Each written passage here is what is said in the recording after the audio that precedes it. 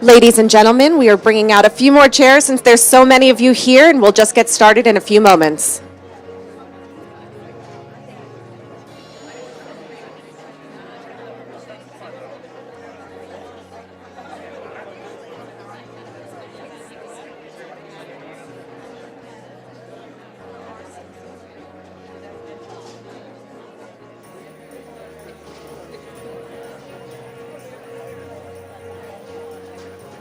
Additionally, if you could all fill in all the empty seats in the middle, that would be really great. Thank you.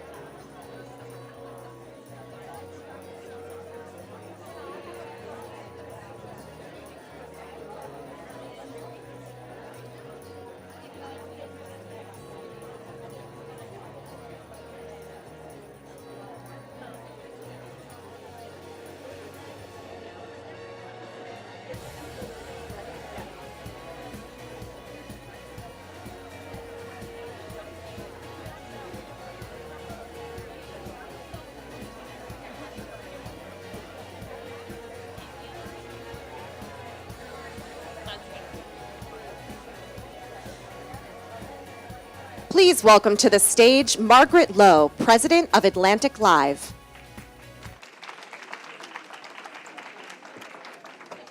Good morning, everybody. There are so many of you here. We have extra seats in lots of places, so don't feel the need to stand up if you'd like to sit down. There's some seats over here. As you just heard, I'm president of Atlantic Live, and I'm delighted to see so many of you here for the New Old Age. This is the second year of this summit, talking about this rich and very relevant topic. It's pretty actually incredible to sort of wake up on this extraordinarily beautiful day in New York City and to see this view. You're looking at me, but I'm looking at the view, and it's beautiful.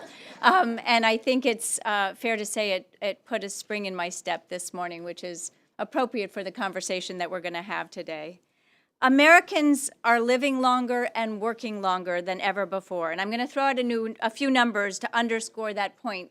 So bear with me for just a moment. Between 2005 and 2015, the population over 65 increased by 30%.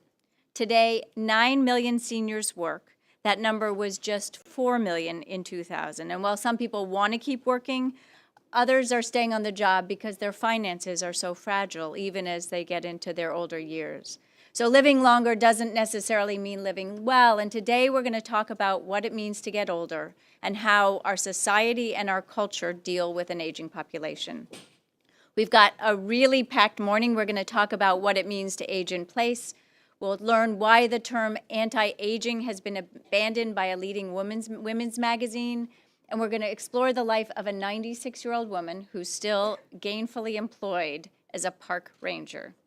We're going to end our time together talking about aging on the small screen with the legendary TV writer and producer Norman Lear. Before we get rolling, I do want to take a moment to thank our underwriter, Humana, for making this conversation possible. Humana, we're so grateful for your support. Thank you so much.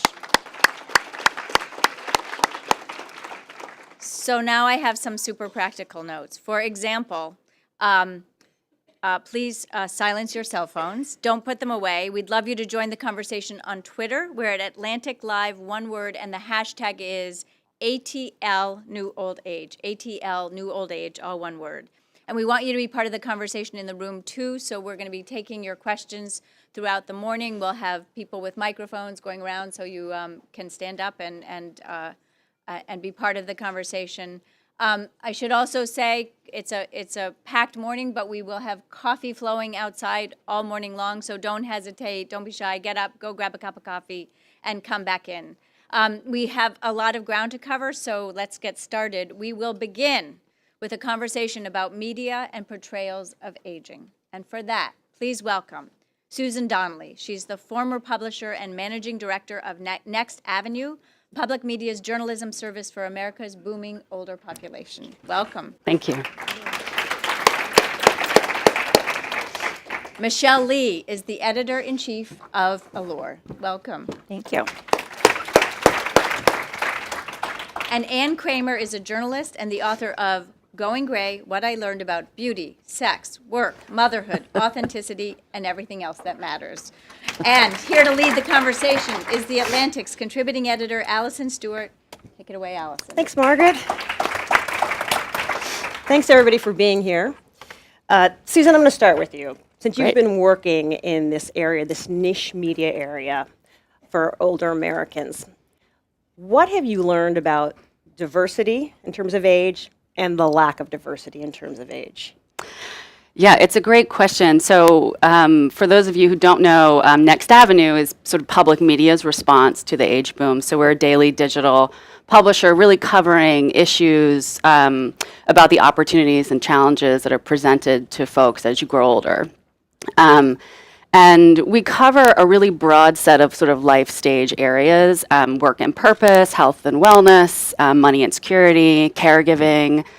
And our editors have found that across all of those pretty divergent channels, ageism has been playing a role in almost everything we cover. So for our readership, we're primarily women, 54 to 65, so the kind of the young old, dealing with issues of their own aging and often caring for an older parent or some other older spouse who would be more sort of elderly. And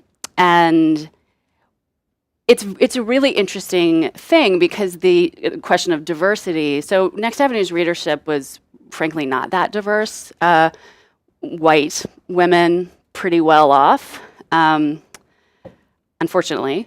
But within sort of the stories that we tell at Next Avenue, we found that there really is incredible diversity among older folks. Even, of course, as more and more people age, diversity will become even greater. But even for the folks who are currently in our audience, the diversity of lifestyles, of economics, of family dynamics. There are elder orphans, folks who don't have kids or grandkids to take care of them. We write a lot about LGBT aging, which has its own sort of special sets of needs and challenges. And it's something that the thing that I love about working in media that's designed to help older people is that there's no shortage of wildly diverse narratives that we can tell and really that we should be telling.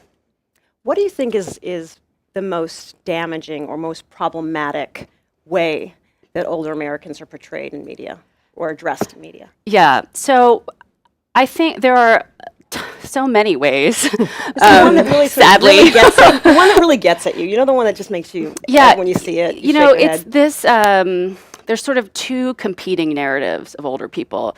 There's the sad, sick, needy, frail person versus the skydiving granny.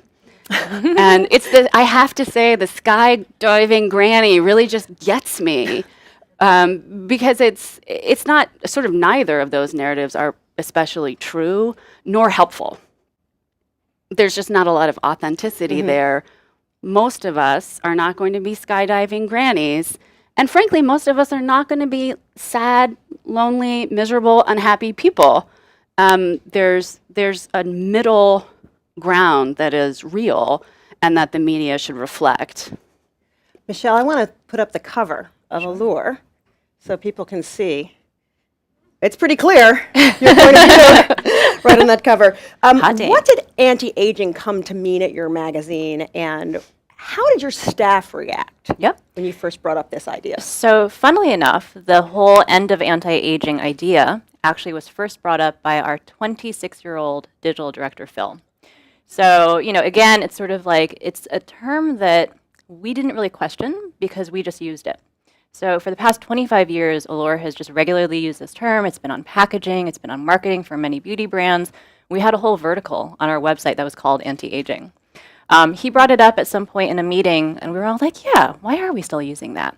So a couple months later, I was at a conference with our beauty director, and we started talking about it more. We started to tell other people about it, and we were like, it's funny because in the office, conversationally, we don't say that word. We don't ever say, oh, this product is anti-aging. We say it helps with radiance, it helps with hyperpigmentation. We're much more specific about the terms that we use.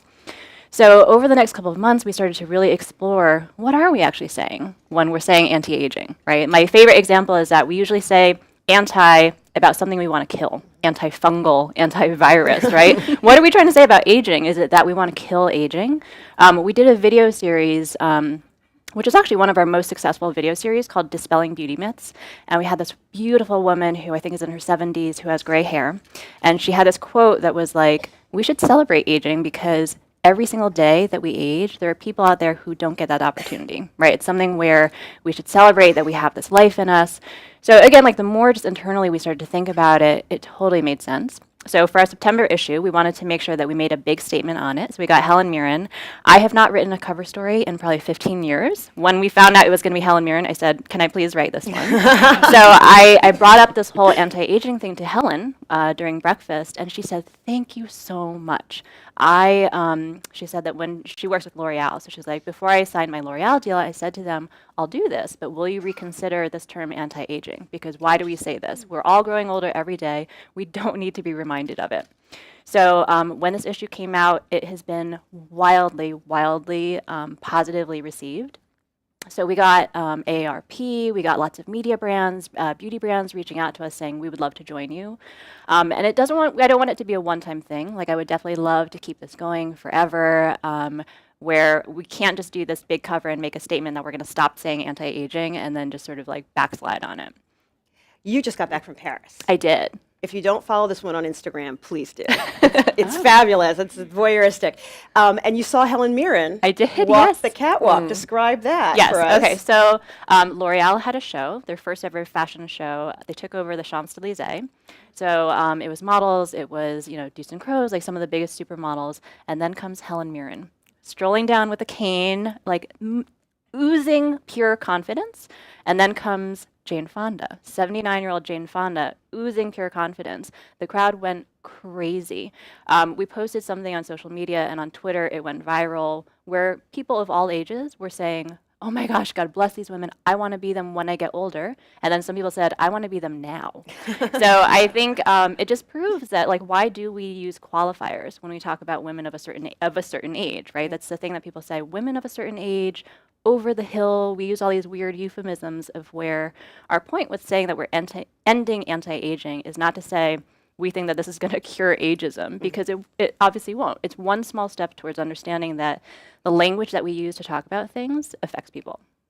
I want to follow up on that. Anne and I were speaking backstage, and I shared with her that my mother, who was a beautiful woman, never dyed her hair. And I said, oh, she let herself go gray. And you said, let go right there is a negative sort of association with the process of naturally having your own authentic hair color. tell folks your journey, how you decided that you were going to be authentic in yourself. Maybe I am. A friend sent me a photograph. I had dyed my hair for basically 25 years. I started out as a banker, and so I dyed my hair bittersweet orange because I wanted to sort of say, I'm not one of you. I'm arty.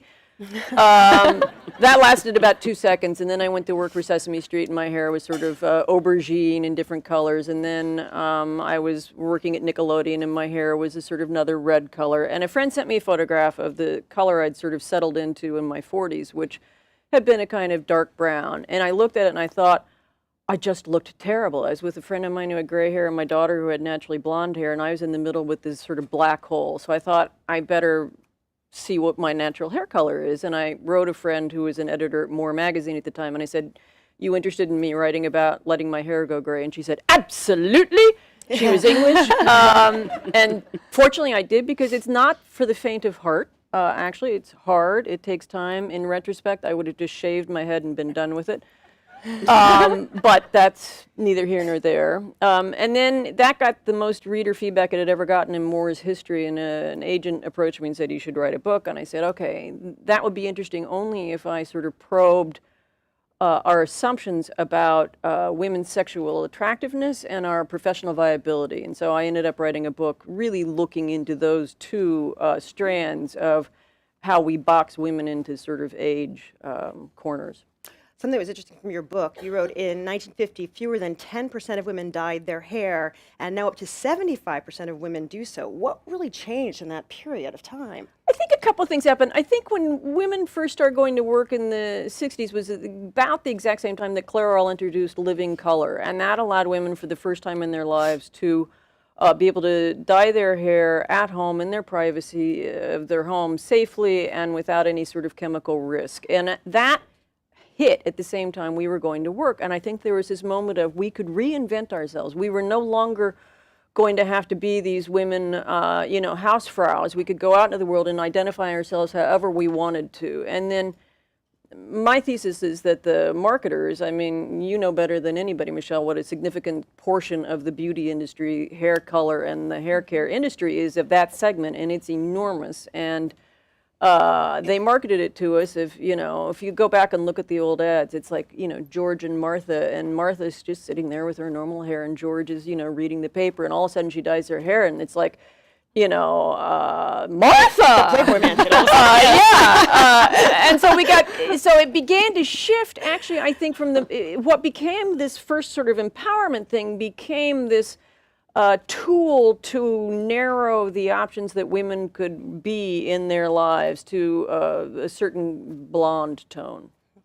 Michelle, what are you going to do if with advertisers? Because so much of the advertising is about staving off aging. Absolutely. It was a big question in our minds, and honestly, it was something that we were concerned about. Like, how are we going to talk to companies about it? And it's not to say that we want to shame anybody. So I certainly don't shame any brands that still use it on marketing, on packaging, on everything. I think it's more we see it as a step towards let's have a conversation about it. It's funny, I was telling someone backstage before that we had a lot of brands reach out to us and say, like, we want to join you. We had some of them send flowers, some sent breakfast. And then when we would say, so are you going to join us? They'd be like, no, not yet. And I get it. It's hard. And it's like there's so much just with Google search results and like so many other just logistical things that are really difficult to change right away. We absolutely will still cover those products. But I think, again, we see it as it's a progression. The analogy I like to make with it is with diet products, right? So when I started out in media 20 years ago, we were still doing cover lines in magazines that were lose 20 pounds in 5 days. It was still very much the time of like 11 ways to please your man, like really antiquated ideas of like what women should be. So with the diet industry, now if you look at like millennials and Gen Z, the way that they view wellness is less about I want to be skinny. It's more about I want to be healthy. So I think the thing that we want to portray with aging too is that it's okay to want to have fresh, like renewed, dewy skin. It's more about skin health though than it is about looking completely, pulled and tight and young.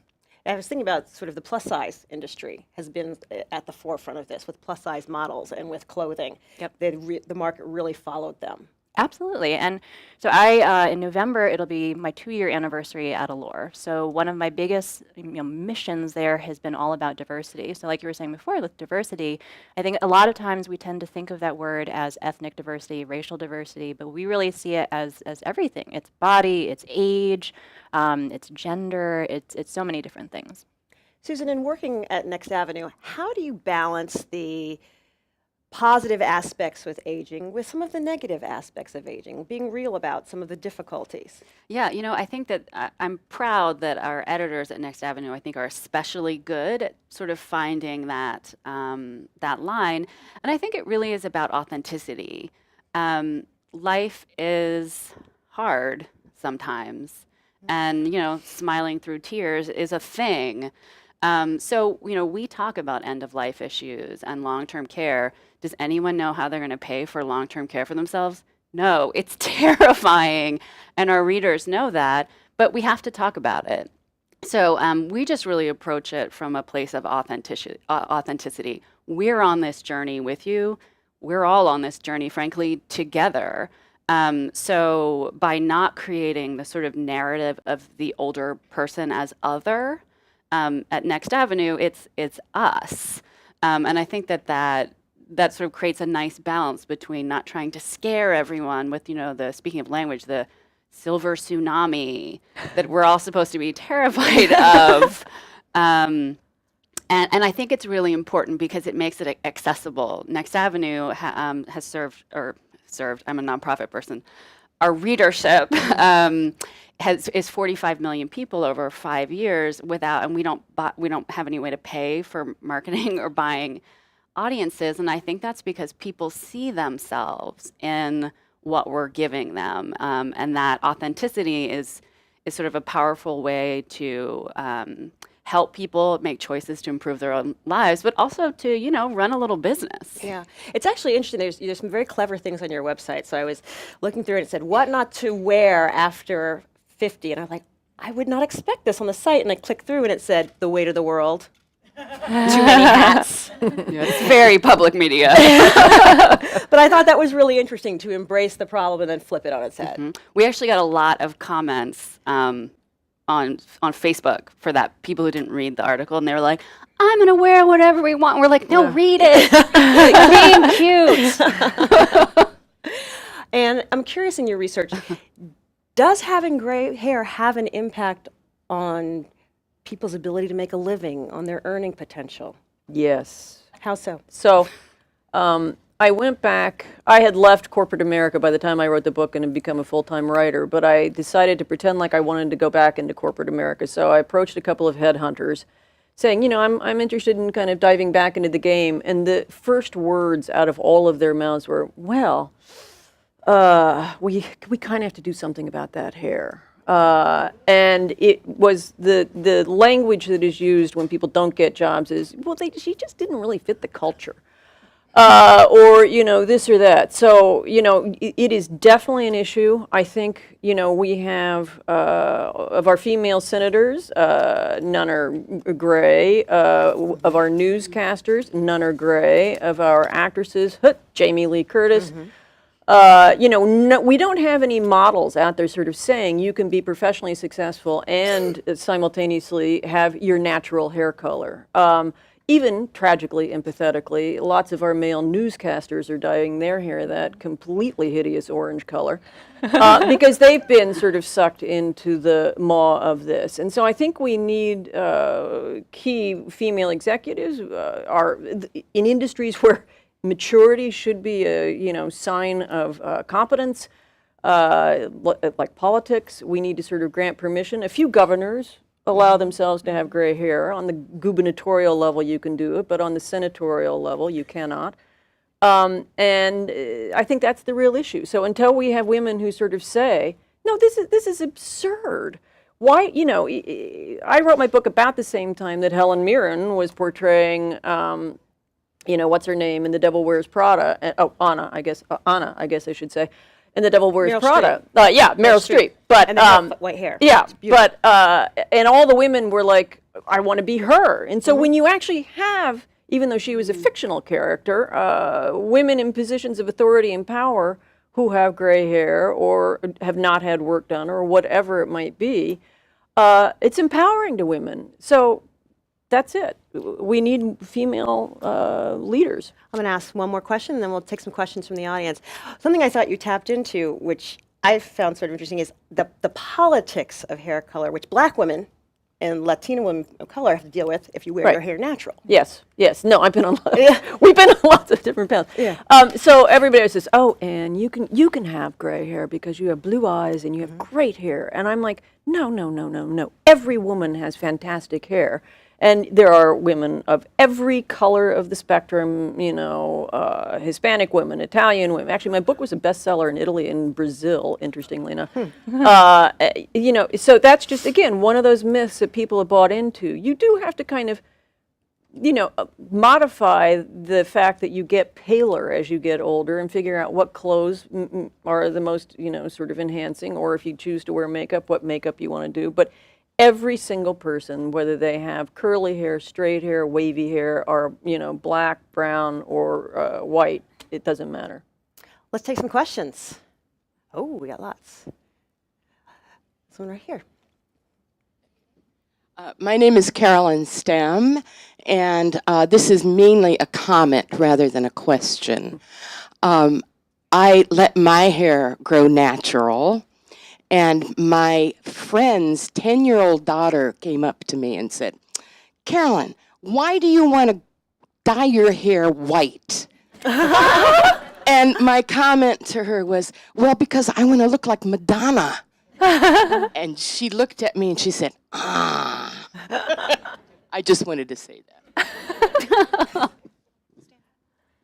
Stand up. Hi, my name is Jane Marks. I'm a New Yorker. I have no boundaries. So when someone asks me a question, "How old are you?" my answer is 73. And I've been told over and over again, you box yourself in, you create expectations from the onlooker, and it's detrimental. I cannot buy it.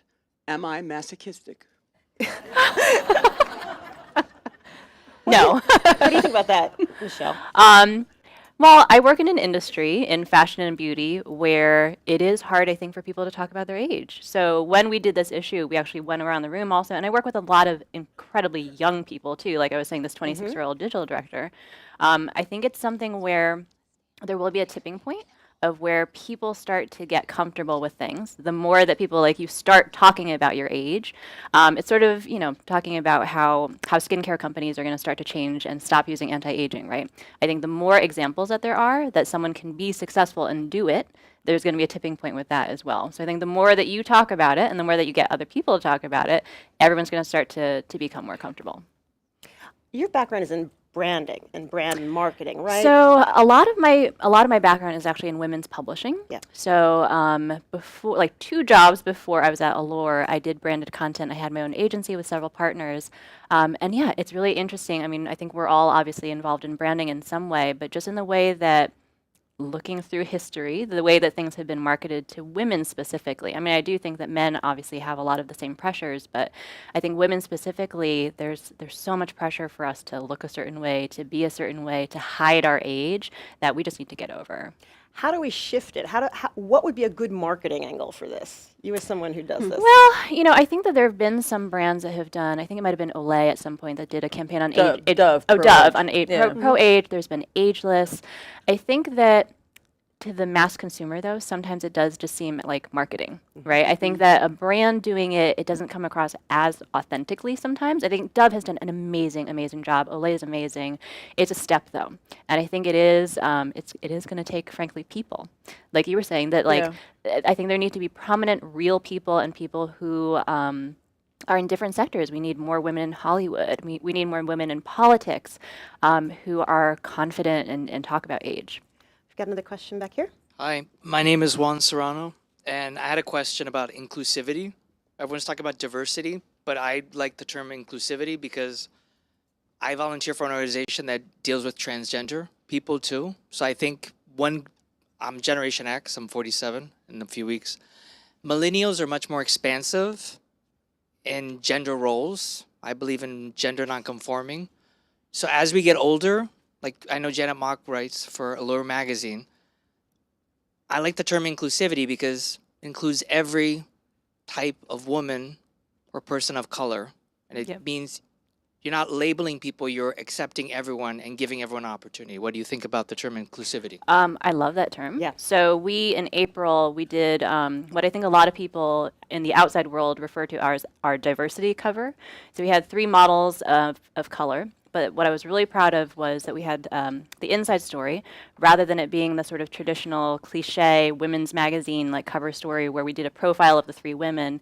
We actually got 41 women of color to talk about inclusivity, diversity, colorism, racism, and it went there. It was like a really just raw personal story. So I love that term. I think, like aging though, there is not necessarily a one term that's been like the one that everyone is using. So I think that the more that we use that term and that we explain what that means as opposed to why is it different from diversity, I think that we can eventually again have that tipping point where it starts to shift. And I want to ask you about this before we run out of time. There's a great anecdote in your book about you going on Match.com with your husband's permission and children with your hair the way it is now and your hair when you colored it. It is true. So on And this, please tell us the story, 'cause On the it's just sexual worth the attractiveness time. front, I went on Match.com in New York, Chicago, and LA. That shows you how long ago I wrote the book, actually. I found that, and then 6 months later, I went on with my hair dyed the brown that I used to dye it, this sort of dark color here. And then 6 months later, I went on with this color. And 3 times as many men in all markets wanted to go out with me with my hair gray than they did with my hair the dyed color. And I was on Good Morning America, and they replicated the experiment and with several other women, and they had the exact same results. And my takeaway from that is, if you are interested at all and show a sign of interest in the other person wanting to date you, they don't care what you look like. And I think that this is one of the biggest myths that I think women have been sold by the hair care marketers, which is that you cannot be attractive if you don't dye your hair. And I don't think that that is in fact true, and I've got data points to show it. So it's about the inside of yourself. I think the overarching theme we've heard today is about authenticity Yes. and being true. Ladies, thank you so much. Thank Thank you. you. Thank you.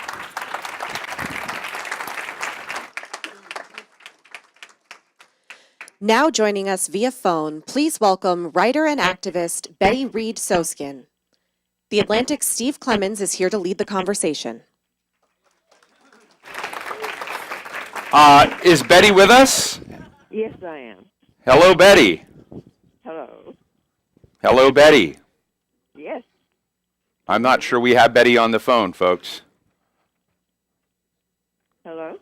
Oh, greetings. Great, Betty, great to be with you. So we have Betty with us, 96-year-old, the most glamorous member of the National Park Service at 96 years old. It's great to be with you, Betty. Thanks for spending a little bit of time with us today. We have a full house of folks that want to hear from you.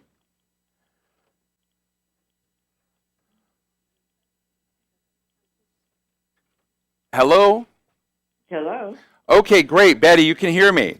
Yes, I can. Great. Well, Betty, let me ask you a question. We have a lot of folks today. We're doing a conference on the broad subject of how to take away some of the scaffolding that has been negative about aging. And many people in the room honestly want to be you at 96 years old. They want to be working. They want to be vital lives. So tell us how to be Betty.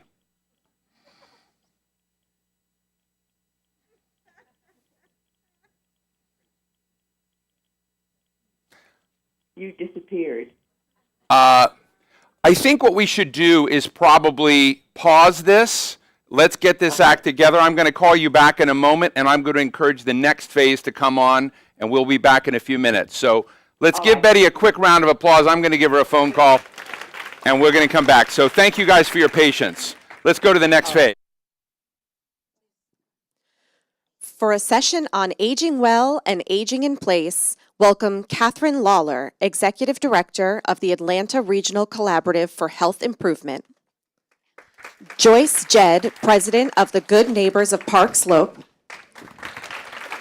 Kelsey Mellard, Head of Growth at Honor Technology. And Ellen Cole, co-author of 70 Candles, Women Thriving in Their 8th Decade. And here to lead the conversation, the Atlantic senior editor, James Hamblin.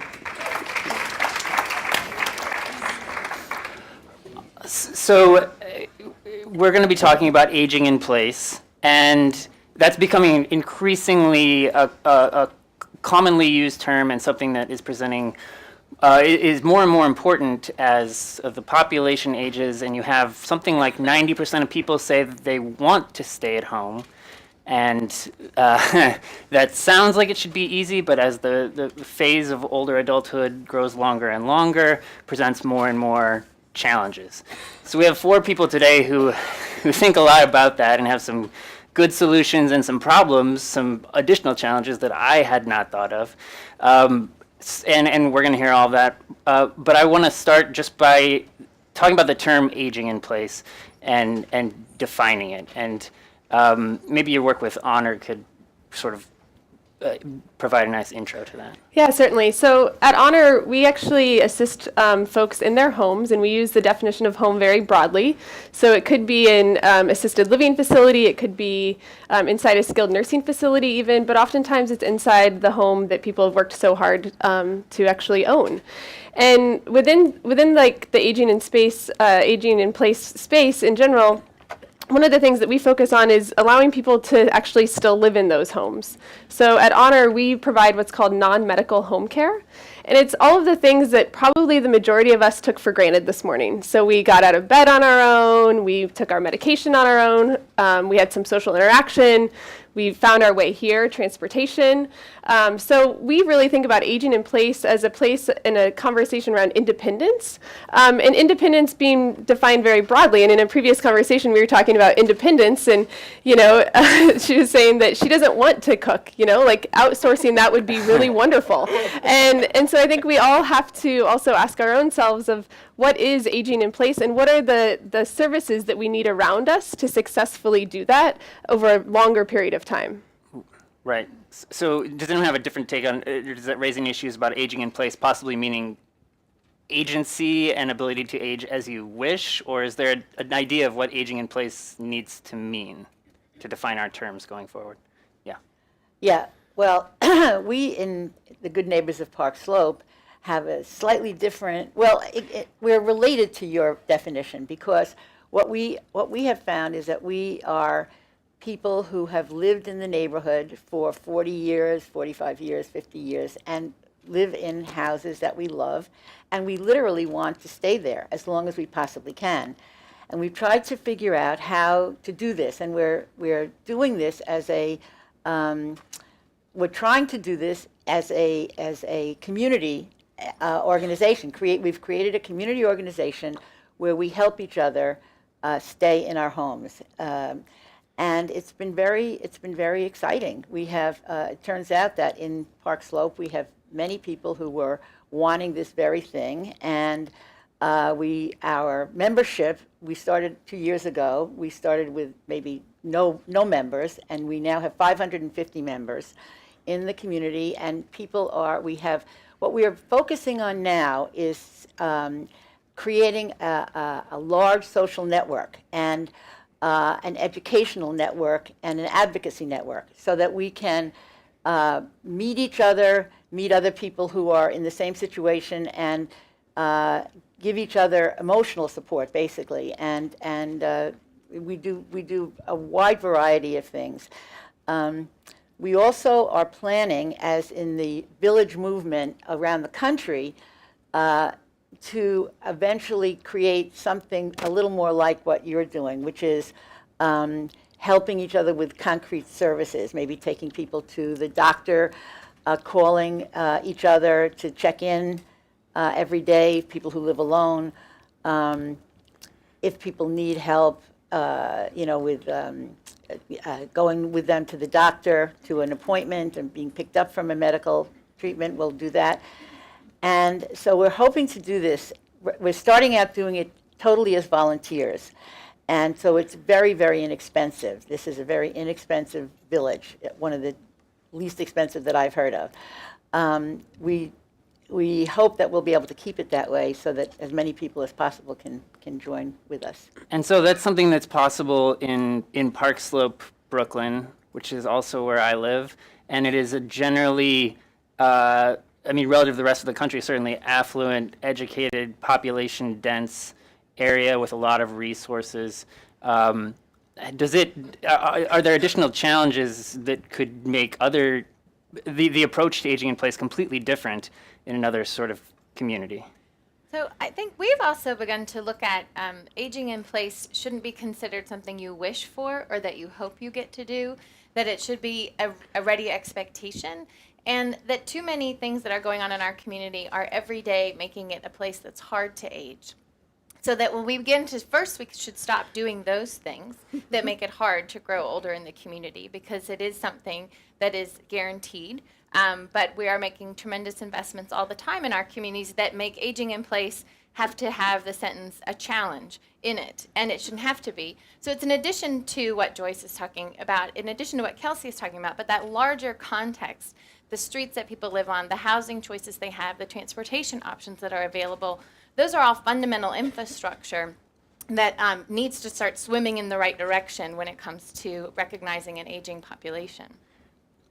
And are there specific challenges in the Atlanta area that one specific challenge infrastructure-wise? Right, absolutely. So Atlanta, Georgia is like so many post-World War II communities who developed, and we created great places for people to live as long as you never changed. So we built all the same housing. We made sure that everybody could get around, but only if you were willing to do it in the same way, which was drive. And that doesn't make any sense for people whose lives are dynamic, their bodies are dynamic, their minds are dynamic. And so change is inevitable, but we built communities where we just assumed everybody would be the same, frozen in time all the time. So now we're going back and putting choice in those communities. And I think Joyce is a great example of how you can knit that together on a day-to-day basis, but the infrastructure is really important too. The game gets set by the larger community context, and then we're maneuvering in that. We'd like to start to change the game so it's much easier from the beginning. Right. And the idea of infrastructure in a spread out place kind of leads me to Ellen, who's doing work just unifying people and taking that idea of independence, which tends to be a focal point. A lot of people are craving independence and questioning whether maybe that's there's more to the story than that. Yeah. So I'm a psychologist. I don't work in the field like my colleagues here. I do research, I interview, I run conversation groups, and I have a blog called 70candles.com where we have had, at this point, 1,000 women in their 70s write into us from all over the world. It's very exciting. But when I was asked to be on this panel, and I hope this really is addressing your question, I thought, no, I don't like the term aging in place. With great deference to my co-panelists here, I think it should be called aging in the right place for you, or the right places for you. I think if you are lucky enough to live in Park Slope or a community, or you're fortunate enough to live in a city with services and with funding, or you're fortunate enough to have lived in the same place for 40 years, which most of us have not done in our society, then I think there are tremendous problems with the whole idea of aging in place. It really scares me. And here's why it scares me. There is new research. I just read a meta-analysis. I'm not going to get too technical here, but I just read a meta-analysis for the first time 2 days ago that said that loneliness and isolation is going to be a national epidemic. It's starting to be already by the year 2030, and people's mortality is. Do you say mortality is lessened? People die sooner and are physically frailer and sicker if they're isolated or lonely, and it is now becoming more serious than obesity, than substance abuse, and then there's another one in there too, in terms of things that are really not good for us. So that's what I worry about. I worry about isolation and loneliness for people who aren't fortunate enough to live in Atlanta or Park Slope or use the services of your company. Can you segue into something that people could do better to avoid that, or something Absolutely. that you're advocating for? Oh yeah, I'm choice. No one wants to be lonely. Yeah, exactly. So so I think it's very important for communities to think of options and choices. So I think assisted living, senior living. I just heard a beautiful story the other day of a woman who wanted to age in place. She was somewhat frail.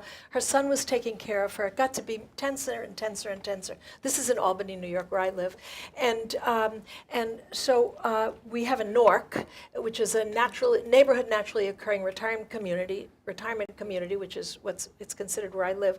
And the person who runs that community actually helped this woman move out of her house into a senior living facility where she doesn't have to lean on her son anymore, where he doesn't have to worry about her, and she's as happy as can be. So I think options are extremely important, and there's no shame in not aging in place. So I think let's change it to aging in the right place. Don't you think? Yeah.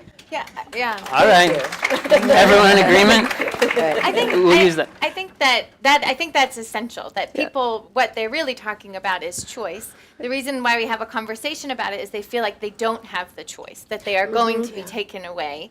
But I think it's also this recognition that of all the numbers that doctors will measure and provide you about your health, your address is a really important set of numbers as well. So to your point about getting the right place at the right time, it is really, the reason we talk about it is because there's this assumption that you're not going to be able to do it. And that if we advocate for choice, then absolutely, people can age wherever they want to age, but it should be in their own control.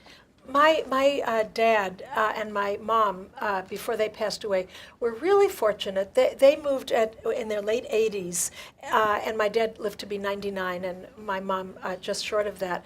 And they lived in a beautiful senior living with this is what I can't afford it though, but this is what I would love to be able to do. They had every service known to humankind. They could play bingo every day, which I would love to do. There was wonderful food. There was even a bar, and but that's unrealistic, and I recognize that. If we could all do something like that, I think maybe that's where resources need to be put, as well as aging in place facilities. So speaking of resources, Kelsey, you're part of this Silicon Valley movement to address aging in the right place. And so how, not to be the cynical capitalist, there's a lot of money to be made here. There's a big market for better technologies that can help people realize the vision that they have in mind in older age in terms of connectedness and being in the place they'd like to be. What's exciting in that area right now? Yeah. So we're a Silicon Valley-backed company. We've raised over $60 million through the series of two different rounds to date.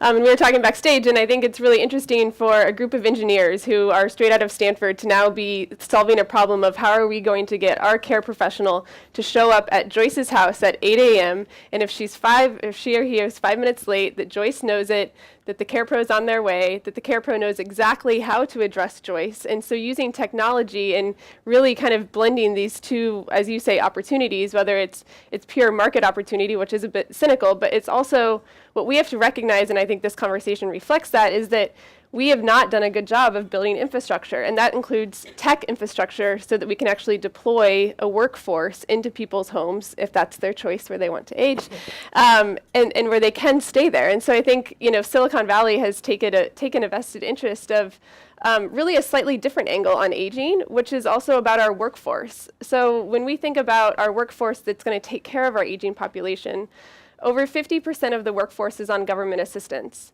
And so we've, as a society, have set up this expectation that someone's going to go into my grandmother's home in Chicago, and this person is going to provide the same level of care that I would. That's totally unrealistic. And so we have kind of overhauled it by really investing in our workforce differently, and that includes giving them technology, but they're also employees of ours. So they're W-2, we train them, and we're really focused on how do we uplift this workforce in instances where there's not a slope park and kind of a co-opt model, that we can actually create one within various metropolitan areas throughout the U.S.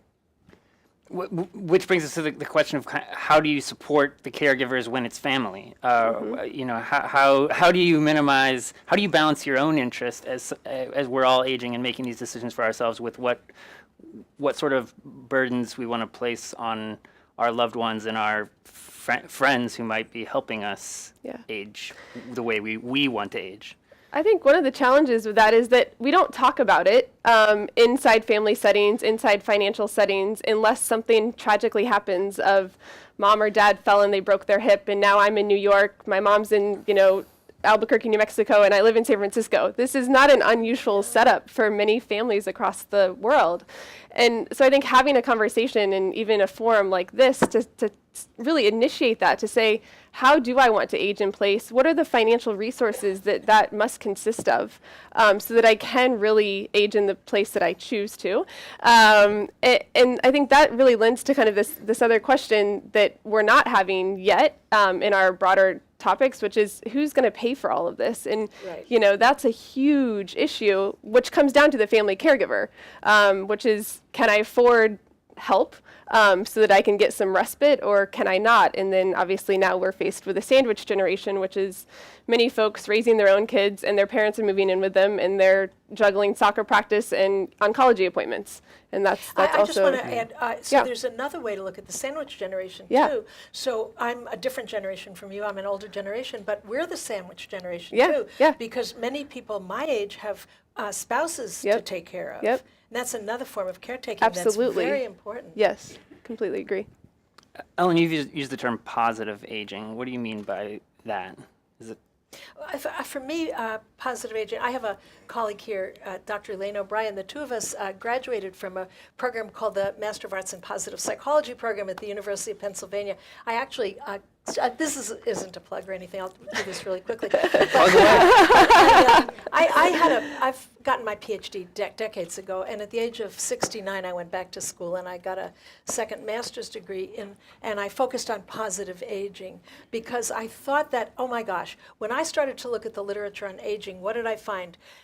What kind of assistive devices do you need to keep safe at home? And most of the literature on aging in place, really, we're trying to change that here, is about assistive devices and changing the format. You don't have slippery rugs and stuff like that.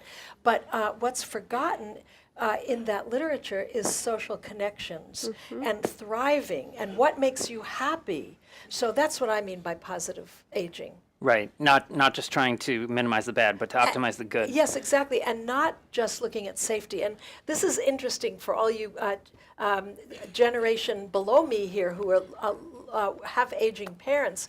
It's really nice that you have safety concerns for us, but really, we're a lot more interested in being happy. And if it means, I don't drink, but if it means drinking 3 glasses of wine a night, even if that might not be so healthy, maybe it's not so bad. And so I think that's important. At a certain age, the risk goes down. I mean, this is exactly what we're all about, right? That positive aging. We have, among our other activities, we have a group called Old Folks Telling Jokes, which we come and everyone tells jokes to each other. We have Sip and Schmooze the first Friday of the month. We meet in a local bar and we all drink and talk and chat. I mean, it's really wonderful, and that's one of our most popular groups. We have one of our members took a trip to Barcelona and discovered these wonderful bubbles that they make in the parks in Barcelona. I don't know if you know that, but anyway, she came back and she said, I want everybody to learn how to make these bubbles. So she created a group on bubble making, and everybody would come and, with their grandchildren, and they'd make bubbles together, and so it's positive aging. I want to join. So when you're old enough. How old do I? 50 is the lower limit, but. Can I say one please. thing? This is sort of related. So when I started my research on women in their 70s, one of the things that really shocked me, I wasn't prepared for this whatsoever, and this is the reason I'm very happy I'm on this panel. I knew that women in their 70s would be worried about grandparenting and retirement and caretaking and social networking. I could predict all of that. The thing that I had no idea about and that really took me by surprise was that when women, and I really can't speak for men because I didn't do that research, but when women turn 70 for the first time in their lives, they start to think about, where am I going to live next? Am I going to stay in my house or am I going to move? And I think that's very, very important to recognize that that's something that happens then. And it's normal, it's natural, it's really, really important. Should people be thinking about it earlier? I don't know. What do you think? Absolutely. If we're going to really address all of these issues that we're raising, whether it's infrastructure or the financial aspect of this is remarkably large. And if we're not thinking about it until we're 70 years old, it's probably too late to actually build and craft the exact setting of your choice where you do want to age with the resources that you need. And I think that we can't discount that we have this tremendous opportunity, because while we do have a huge number, larger than ever in our history, of people who are taking care of someone older, it also means they're learning about the challenges before they come as a personal experience. And that didn't ever happen before. It used to be that we didn't live very long, and then it used to be that we lived long, but we were discovering it every day. And so we have this unique opportunity. But if we continue to make it be that aging is something you duck and cover from, it's so overwhelming. So, or if there aren't really practical ways for a person who has that light bulb go off or is ready to start to make some plans, they need to have steps that they can take to be able to do that. So that the myth about aging, it permeates so many things. The individual experience that can be painful and lonely, but it also is a part of so many of our systems really getting in our way of making good decisions, both as individuals and collectively as a community. And the oldest growing population in the United States right now is 85 plus. Yep. Yep. And I'll tell you, we have the fastest growing older adult population of any metro area in the United States in Atlanta, and there isn't a single economic development strategy in our region that recognizes anyone over the age of 40. And I would challenge other communities to ask that same question, because it's, again, this myth about aging. We ran the numbers, and we found that people over 65 participating in the workforce are contributing more than that generation that begins with an M, millennials, to our GDP and the personal income. They are a powerhouse for our economy, and shame on us if we don't capitalize on that in the 21st century. Can we go to one question from the audience? Chris Norwood, The Health best People, question. the Bronx. I would like to see a little more emphasis on issues that older people and younger people could work on together. And clearly, the most important for aging in place and having independence is diabetes prevention. Diabetes is the main cause of amputations, doubles heart disease. It raises Alzheimer's risk by 40 to 70%. Medicare has now said they will be the first insurance to pay for it, but if you look at the reimbursement they're going to offer, which is going to average out to, for most people, about $120 a person for a year-long course in prevention, people are not going to be able to do the prevention. It's not in Medicaid. And I'm curious why this isn't a larger issue, because it is absolutely the main cause for older people of having physical disabilities, for being so chronically ill that their families are, just so pressed to take care of them. Is this on any of your radars? I'm sure it is. Yeah. And what can we do I better? think diabetes is an example of how we have to rethink most of our systems of care. Both on the prevention side, so recognizing that where people live, their choices, their opportunity to be active, have healthy food, all of those things that keep you healthy throughout your lifetime, that those fall apart for a lot of people. And then if people do have diabetes, that the system of care can be so focused on episodes and not, and in the clinical setting, and not in the kind of work that, many people here are doing, which is about the home and the community. And that's what keeps you healthy, even if you do have a chronic condition like diabetes. So it is really an important lens into systems that have to change across the board. Anyone else on the diabetes? Yeah, I think one of the things that we struggle with is that we sit outside the healthcare system, right? Medicare doesn't recognize home care services as being an instrumental effector of health outcomes. And so we're starting to see some movement from the federal government, but also other payers. So some of the work that I do at Honor is focused on getting hospitals to pay for non-medical home care as a way to reduce readmissions, help people transition home effectively. We're launching a big partnership with the Medicare Advantage plan as well. So I think these conversations are starting to stem, but there really has to be a redesign of the system. And we just got a prevention visit for Medicare done 4 years ago. So we're really early in our infancy of really redesigning something that is about prevention and education, but I think your point is really well taken. This has been a great discussion. I am going to start saying aging in the right place now. Thank you so much. Thank you to our panelists. Thank you very much. For a session on aging with optimism produced by our underwriter Humana, please welcome George Shannon, Associate Professor at USC Davis School of Gerontology, Catherine Switzer, marathon runner and founder of 261 Fearless Inc., with Yogi Hernandez Suarez, Vice President and Chief Medical Officer of Care Delivery at Humana. Good morning. Good morning. So at Humana, we think people are capable of amazing things at any age. And helping people age with health is core to our business. We're here this morning to talk about the results of a survey that we undertook, talking to people 60 and over about their perceptions of health and aging.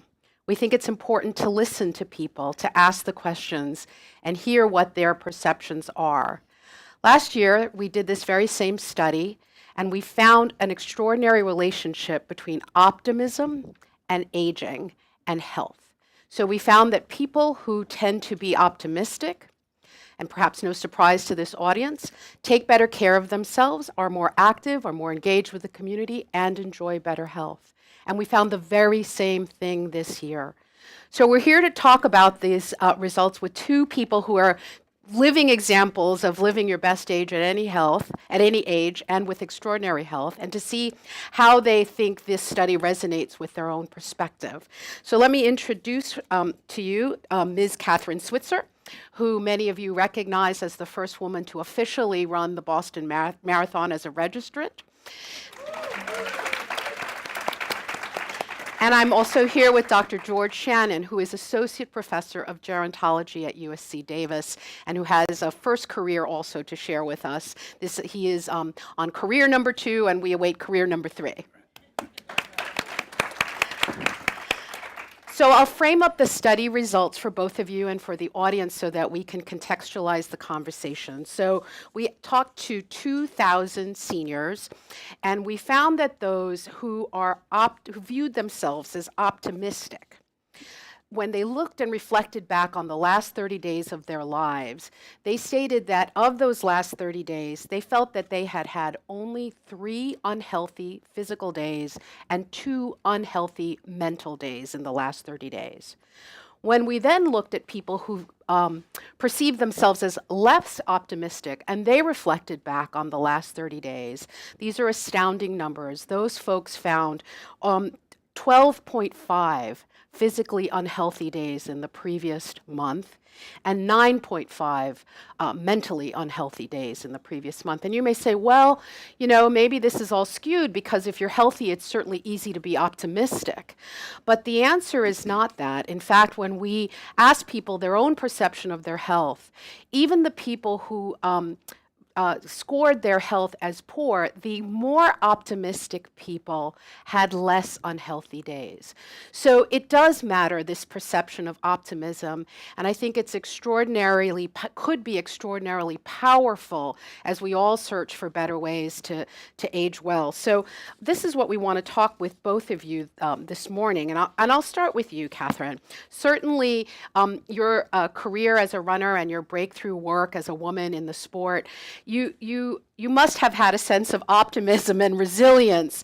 Tell us how you approach that and how you see your own view of your health and optimism working even today. Well, first of all, you have to understand that when I first got attention, it was in the Boston Marathon 50 years ago, 1967. And I officially registered for the race, and an official ran out on the course and attacked me and because I was a woman, and tried to throw me out of the race and rip off my bib number. This is a replica of the bib number. He got the one on my back. He got the corner there. It was a life-changing moment. I knew that I had to finish the race. My boyfriend, by the way, decked him. This is Kudos. 50 years ago. So certainly I was really discouraged. But, and I went on. I did finish the race, and making that decision was one of the most important decisions of my life because it changed everything. But here's the point, several things. Your body never lies. Running is any movement, any activity that gives you a return like that is transformational. George and I joke about this. I must have been on an endorphin high for the last 50 years. But there's something about that. It breaks the stress. It gives you good health. You sweat. You have a sense of your own self. Most of all, you have yourself, and you are optimistic, and you're even fearless. And that is so important going forward. And as I age, it is still my magic secret weapon. It's my victory under my belt every day that nobody can take away from me. And even if I couldn't run, I would find something else as a substitute, because I'm very blessed. I haven't been badly injured in any way. I have good health, and I'm full of gratitude. And I must say, I ran the Boston Marathon again this year for my 50th anniversary. And my overwhelming sense was were two things. One, of great gratitude for my health. But let's not forget, I've kept up with it, okay? I mean, I've really put a lot into it. And the second thing was of how many people out there really could do so much more if they only had the opportunity to put one foot in front of the other. And so that became my purpose in life, and that becomes my optimism in the future, my whole mantra. And it's an extraordinary life, and it's a great example for women and men everywhere. How do you talk to women? I know that's part of your mission now, who may not be enjoying the great health that you've been able to maintain by your own efforts and your own genetics, to begin this journey with you and to see it the way you do and the great gains that come from movement. First of all, something is always better than nothing, and it's never too late to start. The earlier you do start, of course, the better. It's like money in the bank. But it's never too late, and the miracle things can happen. I'm really enjoying my work enormously with Humana, because it's a company that absolutely believes in active aging and how activity can really help not only promote optimism, but prevent bad health and promote good health. And I'm also taking the 261 number out there. 261 has become a foundation now, 261fearless.org. We are changing women's lives all over the world by showing them how to put one foot in front of the other and be active. Very simple. Extraordinary. Thank you. So, George, tell us a little bit about your first incarnation and now your most recent incarnation, and how you made a decision in midlife really to make a very different investment in yourself. Yeah, it's true. I was an actor for 30 years. That was actually my second incarnation. My first incarnation was I was married at 19, had 4 kids by the time I was 24. And when I was 26, You have a woman's story, George. I have 4 daughters as well. And so I was building elevators. And I was walking down Michigan Avenue with a toolbox in my hand, and this woman stopped me and handed me her card and said, "Have you ever thought about doing print work?" And I said, "I have no idea what print work is," and so I never thought about it. So she said, "Give me a call. Maybe we can make some money." And that was the beginning of my acting career, because print work, it turns out, is to be a male model, which was shocking to me. I said, why would you want me to do something like that? And she said, "Can you spell, what is the acronym for White Anglo WASP?" WASP. "Can you spell WASP?" And I said, "Yeah, what does that mean?" She said, "White Anglo-Saxon Protestant, you have that look." It sells. I think it'll sell, which kind of goes back to some of the other discussions. Anyway, so I worked as an actor for 30 years. I studied at Second City in Chicago, and I went to New York and studied with Lee Strasberg for 10 years and did a lot of work, soaps and thousands of commercials and voiceovers. and I was the voice of Cadillac and Isuzu and things like that. So I was doing pretty well. But at 55, I thought to myself, I'm not going to die without a bachelor's degree. And so I went back to school, and I got a bachelor's degree, and that went pretty well. And then I thought, well, that went well. Let me see if I can get a master's degree. And I got a master's degree, and that went very well. And then I thought, well, hell, maybe I'll get a PhD, and I did, along with by the way, with the superb support of my wife, without whose help I couldn't have possibly done it. But and the people at the Davis School of the University of Southern California. So that all worked out pretty well. I said to myself a line from Oscar Wilde, in a perfect world, what would I do? And that's what I thought. I said, what can I do? What am I good at? And so I went back to school and got a PhD in gerontology. And so it's been a wonderful, wonderful trip for me. It has revitalized my life and given me energy. Every morning I wake up and I can't wait to go and teach, to do research. I'm doing research of all things in creativity and aging, which follows along. I've been trying to somehow synthesize my two career paths, and now finally I am. And so it's been a wonderful, wonderful trip, and I feel excited, and I know that it's the kind of thing that can revitalize the lives of older adults. We are, in fact, all of us aging all of our lives, and we have to keep that in mind. So yeah, so it's been really exciting, and I can't think of any other thing I would want to do than to choose another career path at some point in time. And you talk about the support you had from your family, obviously the intellect and other abilities that you have. What do you think are the attributes that not everyone can reframe their life in midlife and see that, and even now you're thinking about another possibility. What do you think that, what's inside of you that allows that? And can it be taught to others? I think it can be taught, but it's like at 64, I decided to start walking up to the top of the Hollywood Hills. And when I first started doing it, I would get about halfway up and I would be tired. And I'd think to myself, yeah, I remember when I was playing football or when I was running and I was tired. And I didn't let that stop me. I just one foot in front of the other and I finished.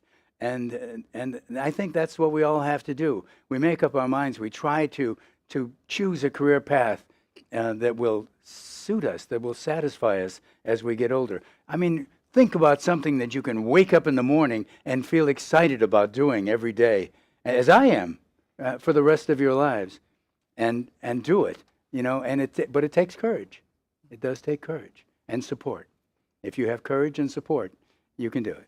And clearly, both of you see yourselves in the future, right? You have the long view, and I think when we asked folks over 60 what was important to them in that long view, like what did they really want in the future? Not surprising, I think. Health is number one, and when we say the health, we mean mental health, and we need physical health. So soundness of mind and body, and then the second thing. And I don't think it surprised either of you, is that sense of purpose. Yes. And as vibrant and as lively as you see it. So Catherine, I thank you, and I thank you, George. I think you're living embodiments of our survey. And again, at Humana, we are listening to all of you to see what we can learn to improve our ability to help everyone age the best they can. Thank you so much. Thank you. Thank you, George, Catherine, Yogi, and thank you again to Humana, an inspiring note, I think, for all of us. A couple of quick notes. One, we're not going to go back to Betty Reed Soskin, the 96-year-old park ranger. We just, the phone line was just a little bit too dicey, so we're sorry about that, but I hope just even that flash of who she is and what she's doing was inspiring for all of you. We are also going to give you a 10-minute break. Just to stretch, say hello to your neighbors, send an email. We have coffee outside and some snacks, and we're going to be right back here in 10 minutes. So see you soon.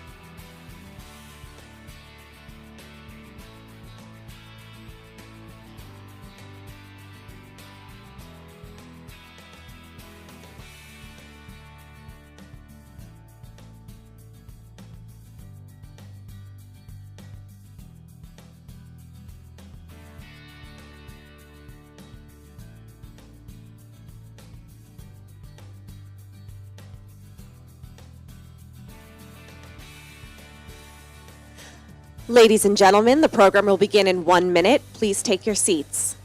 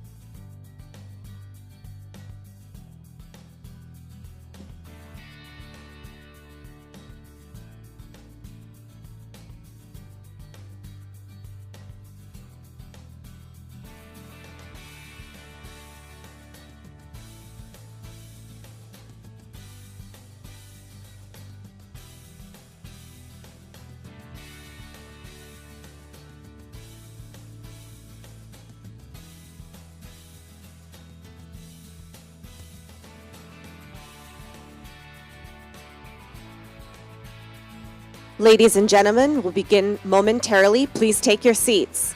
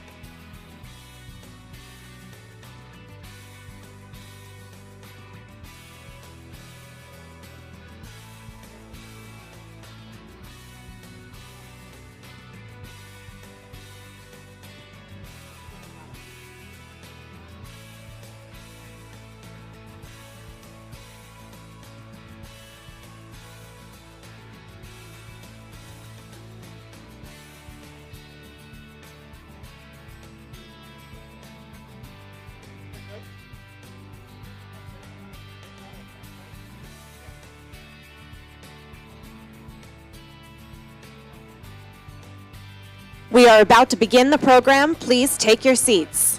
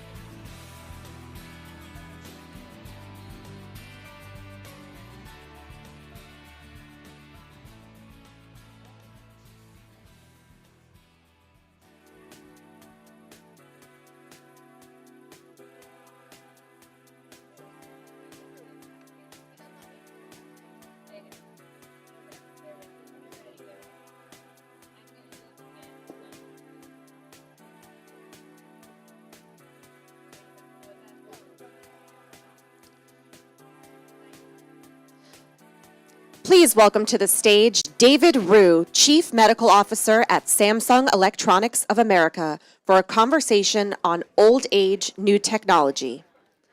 And welcome back James Hamblin.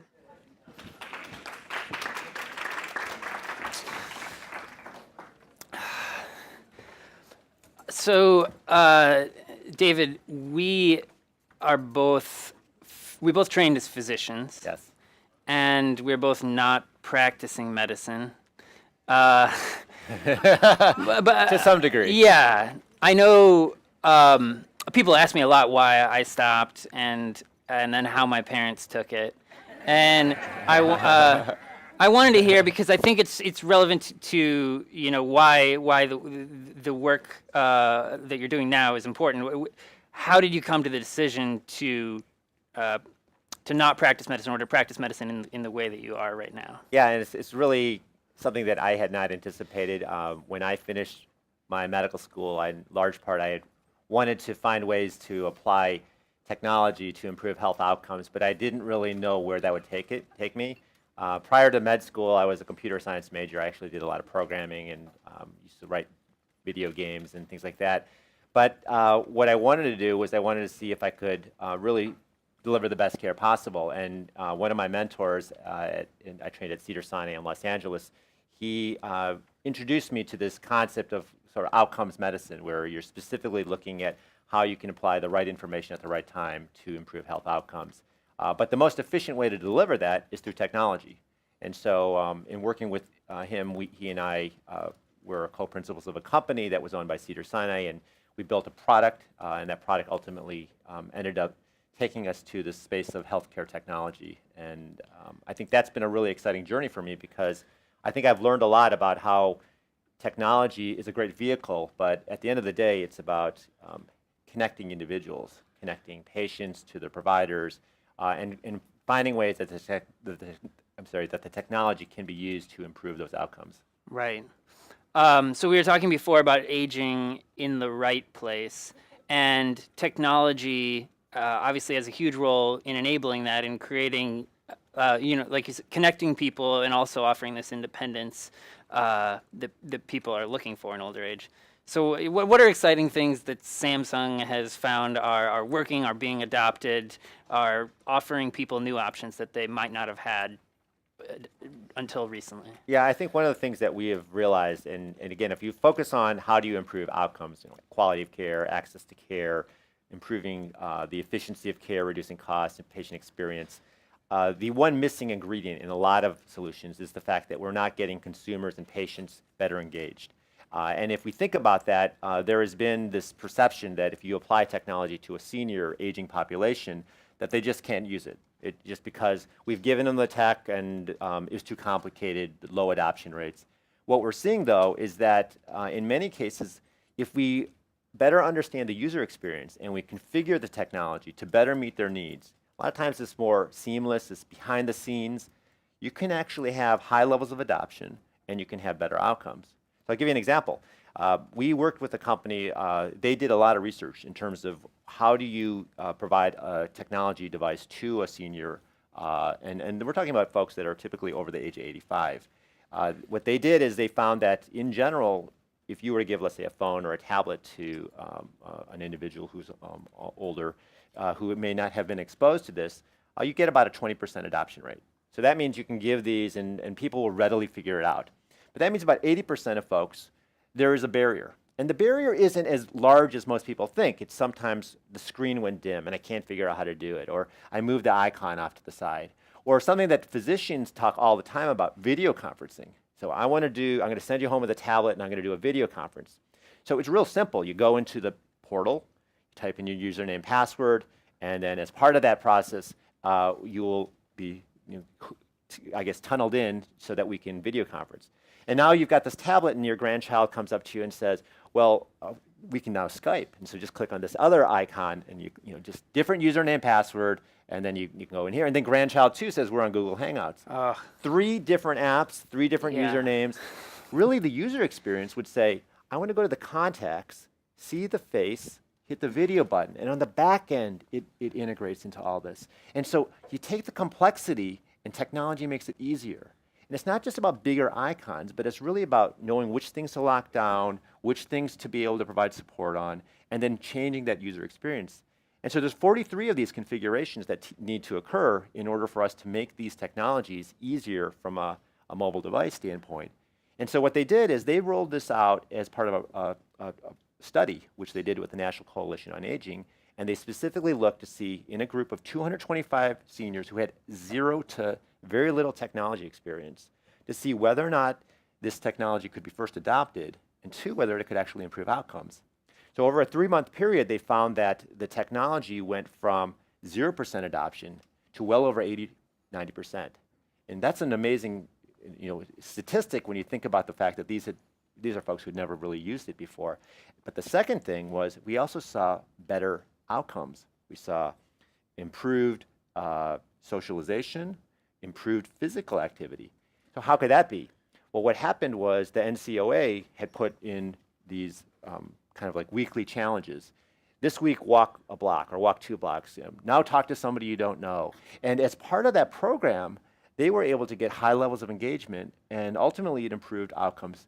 So really kind of what I'm interested in, what Samsung's interested in, is seeing if technology can be applied in a way that would allow us to be able to tap into some of these needs and ultimately allow us to be able to create opportunities for better improved outcomes. So it's not necessarily about creating elaborate new devices, but finding new ways to reconfigure platforms and devices, tablets, the exact same tablet that might be otherwise unusable, and make it more logical for someone who's at a different, has a different relationship to technology. Yeah, a lot of times the technology is there. We just haven't figured out how to adapt it to the individual. So typically we say, you need to adapt to the technology. What we're looking at is, well, why can't the technology adapt to you? So if, let's say we were to set up a smart home and we were to say, well, it's real easy, you set this all up yourself, and then what it's going to do is going to help you turn on and off the lights. Well, that's nice, but what if I could tell you that we can set up a technology where it allows you to be able to live safely and independently at home? Well, now the value proposition is quite different, and then how do we do that, and how do we make it easier for you? Well, perhaps what we need to do is we need to figure out, perhaps there's just more sensors in the area as opposed to you having to do everything through a remote control or some other mechanism. So, it's about the user experience. It's about creating an infrastructure that's more seamless. But at the end of the day, it's about seeing whether or not this will provide a different value proposition. And the value proposition's got to go beyond sort of making your life easier. It's got to go to things that are more meaningful, like making me feel safer, and helping me live more independently. And if this is technology that's actually improving health outcomes, is it potentially then part of the medical system? Should doctors be prescribing this, integrating it into their practice? Possibly should it be covered by insurance company? I mean, if this is something that is going to keep someone out of the hospital, prevent falls, make them, improve cardiovascular health because they're more connected, or any different number of things. Yeah, I mean, that's really the goal that we like. We'd like to be able to take the technology, prove that it works, get it to be more widespread, and then figure out ways that this can be easily adopted. And reimbursement is a huge factor to adoption from the clinical side. What's something that's just on the cusp that possibly should be covered and really widely adopted, but right now isn't? We're doing some really exciting work at Cedars-Sinai on the use of virtual reality. And I think most people think of virtual reality as maybe an entertainment tool or perhaps a distraction. What we're finding is that it can be used to reduce pain and reduce stress and anxiety.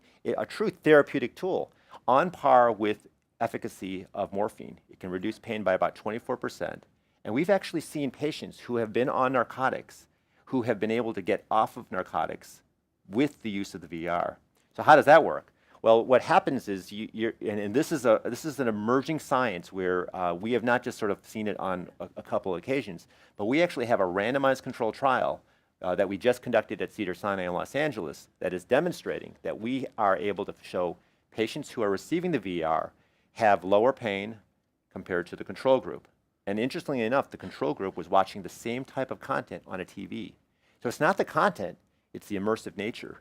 And what's happening when you do the functional MRIs on these individuals is that the brain lights up sort of like a Christmas tree when you see the functional MRI with patients with pain. When you use the VR, it quiets down. And even after you take it off, it remains quiet for several hours. And in fact, we have seen patients who have been postoperative patients that are now alternating their pain medications, their narcotics, with the VR. A woman delivered a baby using VR and no epidural. A child with sickle cell pain crisis came into the ER, was given VR. So this is actually a validated solution that is on the cusp of sort of becoming more widespread. And in fact, I think this is an area where we see great potential for it's basically what we call therapeutic VR. That's exciting and also scary to me. I mean, I don't want to get people hooked on virtual reality, but we roll these technologies out judiciously and work them into the system. And as doctors, these are tools that you might use, like a thinking about it like a pharmaceutical. You Absolutely. write a prescription regimen and say, And that's what we're studying. Don't spend your whole life on VR. We're trying to understand, how do you dose VR? How often do you do it? Which is too much. You know, you want to. It's so similar to how we think of medications and other treatments. This has really become a brand new area. How do you take some of these technologies and treat them much the same way that we do with medicines and others? Yeah. Well, so what is an ideal aging scenario, say 10, 15 years from now, look like with, like, say the most exciting technologies that are in the works right now get quickly mainstreamed and adopted? What's that look like for someone? Well, I would say that we're in a bit of a crisis right now, and we're not seeing it so much here in the States, but we're seeing it globally, where we're running out of care providers. People are aging, and we're running out of people to care for others. So we need to figure out a way to enable people so that they can safely and comfortably live in where they want to. And if we find that technology can do that or help us in that process, then we are better able to sustain the aging population. So imagine a world where you could actually, feel connected, even though you are miles away from your closest partner or your family members. Maybe you've got a watch on that allows you to, anywhere you go, it not only tracks your steps and things of that sort, but let's say you sometimes forget things and you wander a bit, it creates what's called a geofence and allows you to be able to and other folks to know that you've gone outside of a certain boundary. Imagine now if you've actually fallen or you need some help, similar to how like we have OnStar, it would then talk to you and you actually have voice communication. And now imagine if you have an ability to use this as a mechanism to control things in the room. We're actually there today. The technology is there. It's just a question of validating these solutions, making sure that they work as well as we can, and in the infrastructure that is out there today. Once we get there, where people are starting to say that, hey, this is easy, this is simple, it's cost efficient, I think then we're going to be able to provide great opportunity for people to live more independently. And do you see more adoption, more openness among younger people? Do you think, the aging process will change when the coming generation is 85 and older? Absolutely. So we're seeing it today. As you can imagine, all of us are exposed to technology to some degree. And as we continue to age, we will retain that ability to know that. And so many of the folks that are on the older age spectrum have not been exposed. So as we continue to see an aging population, there will be a better understanding of how this technology works. And that will give us greater opportunities. But at the same time, it's still incumbent on us to make this technology as easy and as seamless and really adapt to what people are expecting. And what we've been focusing on, we've been looking at things that everything from individuals that have deficits or disabilities from hearing to vision, how can you address those? And technology surprisingly can do that. In fact, one of the VR applications we have is specifically geared towards improving vision for those with cataracts, glaucoma, macular degeneration by pulling in the imagery and doing AI on it. So at what point is something like that, does it need to be regulated as a medical device or even a pharmaceutical? I don't know, it's blurring the lines here, but something that could easily be sold to and misrepresented to the public if it simply went onto the market. Absolutely. Or could be misused in a way that prescription medications we've chosen to regulate. Should we be thinking about some technologies in that way? So that's why we talk with the FDA all the time about, in fact, I'm not sure if you saw, but we were selected as one of 9 companies that are part of a fast track approval process for FDA. Because what we want to do is we want to be able to take this, get this reviewed by the FDA, and bring it to market so that individuals can take full advantage of it. But absolutely, that would be one element. The other is working with healthcare providers. A lot of these are true therapeutic tools, and finding ways that this can be deployed through your doctor's office and through hospitals, because that will give a greater sense that, hey, this is really something that I can better manage. And it's not just me buying it off of Amazon, but it's really me working with my care provider to deliver. Yeah, it certainly feels things are more legitimate. I did a story about doctors who are writing prescriptions for time in parks. Just because when a doctor tells you spend more time outside, just get out and move more, it's kind of hard to it doesn't actually change people's behaviors, but if the doctor writes a prescription, go 20 minutes a day, 4 times a week to this park, people actually are more likely to do it. And so you That's might right. have a similar sort of uptake of healthy habits with something like VR. And we've actually done a study where it's not just the prescription, but you're getting automated reminders that are encouraging you. And we know now with the technologies when you're not active and things like that sort. So we can, in many ways, nudge individuals to good health. We can encourage them. We can make it easier. We can make it more fun. Yeah. Is there a question from the audience we could cover? Yes. Hi, Mike Roizen, Cleveland Clinic.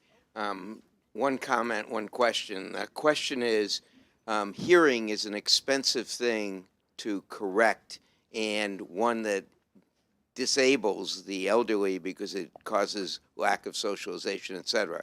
We've heard that iPhone and Samsung are both working on inexpensive things to augment hearing greatly. How close are you? In the first question, our first answer is yes, we are working on it, but we have not shared and released anything quite yet, but soon to come. All right. The second thing is a comment. When we do automated reminders, we get only about a third of the success as when we do socialization with a buddy reminders. Yes. That is, a human being connected to another human being is much more likely to change behavior than a human being with a text. Absolutely. Yeah, socialization. I really do believe that many of these technologies need to be implemented in the context of a program. In a program where you've already established a personal relationship with a support mechanism, a network, a buddy. But when you do that, technology is the great enabler. It allows us to cross the boundaries. And that's where we have tremendous opportunity. Thank you so much, David. Yeah, thanks. Thank you. Next up for a session on living longer, working longer, welcome Elizabeth White, the author of 55, Unemployed, and Faking Normal. Avery Chenoweth, founder and board chairman of Here's My Story. And Monique Morrissey, economist at the Economic Policy Institute. Back with Allison Stewart. Thanks to all of you for coming to New York to join us for this conversation. We really appreciate it. I'm going to start and go this way. Monique, I'm going to start with you. You're going to be my context person for this session, okay? Okay. With the large looming baby boomers aging, how is this going to, or what is the most direct way this is going to affect the way people work and the idea of work? Well, the most interesting thing that's happening right now is that a lot more people in their 60s are working. So, and it's a record high. And what's unusual is that it's kind of, we're at a very low point in terms of people in their 50s working. So there are two trends that are sort of seem to be at polar opposites from each other. And I think that they reflect both good and bad news. The bad news is that we don't do a good job of providing jobs for people who lose their jobs in their 50s. And that's just scary if you do, and I think some people on this panel are going to talk about that. The good news is that some people are finding interesting jobs to do and want to stay employed, and these are called encore jobs or whatever, into their 60s, and they enjoy that, and that's considered a good thing. The thing that I'm worried about is that we hear a lot in kinds of panels like this about the good news jobs, turning into a contractor, working part-time, doing something you really love, being able to afford to sort of downsize. But what we also hear about the flip side of that is there's a new book out called Nomadland by an author called Jessica Bruder. We were just discussing Oh, this. yeah. And it's about the bad kinds of jobs that happen when you really just don't have anything in your 401k. And especially after 2008, the downturn, a lot of people don't have much in their 401k. And so now they're doing things like swabbing bathrooms in campgrounds or working at Amazon. And so we're seeing a lot of people working. It's both a good news story and a bad news story. It's interesting, we're talking about 2008, 2009 for this particular baby boomer generation. It really affected them in a way that we really hadn't seen before. So my question, I want to talk about that a little bit, but also the question is it responsible in a way to say, hey, follow your bliss, open your cupcake store to that generation at this point?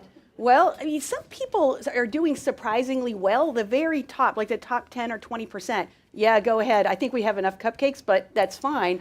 But it's everybody else. I mean, the 2008 downturn basically knocked about half of people's net worth you know, for people who are pre-retirement. I mean, it really just took, it was a once in a lifetime thing. Nobody could have planned around that. And, you know, there's been a rebound, you know, asset prices have gone up, stock market's doing well, and you know, house prices have gone up. And yet most people still have not come close to recovering what they lost. So most people are really looking at what, even if they had saved a lot, and most people have not. So the other part of this story is that the average person really doesn't have much of anything in terms of retirement savings. So if that's one of you, you're in good company. But for the people who did, they lost a lot of it, and most of them have not recouped. Avery, you were a novelist, Mm-hmm. and if I had asked you 20 years ago what you'd be doing in 2017, how would you have answered, and how is that different from what you're doing right now? Well, I think I very clearly would have answered that I'd be teaching in academia and writing books. And that's what I trained for. That's what I grew up doing, basically. I come from an artistic family. So, and it's also a large Southern family, which means that I grew up surrounded by adults, sitting on a wide veranda with slow-turning fans, and the adults would be in rocking chairs telling stories. Oh, you are a writer. Wait till I have a drink. So the oral tradition was really big, and it just became a natural occurrence that I went into being a writer. And some of that might have been tweaked along by the popularity of John Boy at one point. But I really planned for a career in academia, and but there was always another side that was not writerly. It was more active. And what I mean is that when you're a writer, you basically observe the world a lot, and you see how other people behave, and you try to understand them. But every so often, you say to yourself, look, I'm sitting in a room all my life talking about things that don't happen or things that other people did, and I want to get in the game. You know, you're not even in the stands when you're a writer. You're in, like, the locker room. So I wanted to get out there and get mud on the uniform. And so I began doing entrepreneurial startups. Ideas that came to me and that I talked to a few people about, and they really caught on. And I never would have imagined that I'd be doing this, because the technology didn't exist, the platform didn't exist, and even to my great surprise, when I go around Charlottesville and talk to people about what we're doing at Here's My Story, you know, I'm a writer, I'm not technological, but I was catching people on their back foot. You want to do what? Explain to people what Here's My Story is. Yeah, now let's see if it works here. You want to do what? What we do is we bring history to life in all the places where people don't expect to find it. So let's imagine you pull up to a battlefield and you'll see old technology in front of you. You'll see a cannon and a plaque and a meadow. And you can imagine the kids rolling their eyes. With Here's My Story, what you'll see is a ping on the phone. You hold the phone up and a soldier appears on the phone and he says, I'll show you where they shot me. They cut my leg off in that building, come on.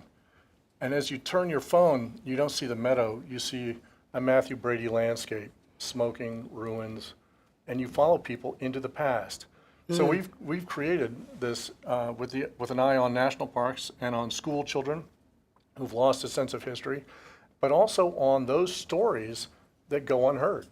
And I mean the little person of history. I don't mean the general on the horseback. I mean the guy holding the reins or someone else. So our first product is in the Apple Store, and it's a location-based learning experience centered on Harpers Ferry National Historical Park. And when you arrive, your phone will ping, and you will be asked to take a mission that requires you to travel into the past. And you arrive and you discover that you're just hours away from John Brown's raid happening, and you've got to get involved one way or the other.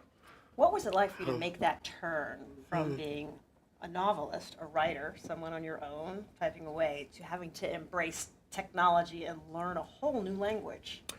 Well, that's a great question. I would back up a little bit and say that the content delivery itself was the first hurdle, because the idea of doing AR figures and VR and technology was rather out there in the culture. But the difference was that I began with a more old-fashioned model of videos or storytelling. But it turned out that on a practical level, when you're doing a startup, it was brutally expensive. I mean, it was $500,000 to shoot anything around Harpers Ferry for several days and get it cut together. And if we did have it cut together, it would be about 10 minutes worth of video with reenactors. And of course, reenactors can be problematic. So That's diplomatic. Right, right. So the next phase was when I began working with a new creative team, we began thinking about interactivity and the idea of gaming rather than passive video experiences. Did you know anything about gaming before this experience? No, my last experience with an electronic game was Pac-Man or something like that. And I was like, gaming? Well, you mean those kids that are like subsumed in the gloom for 10 years? And yeah, that's exactly what they mean. And I've seen a number of those games over a number of shoulders, and sometimes they're just mind-blowing, really, truly mind-blowing. So we went in that direction, and we went in the direction of a graphic novel for illustration. The cost came way down, and instead of making 10 or 12 minutes of video, we were able to make 6.5 hours of gaming experience in multiple legs and journeys.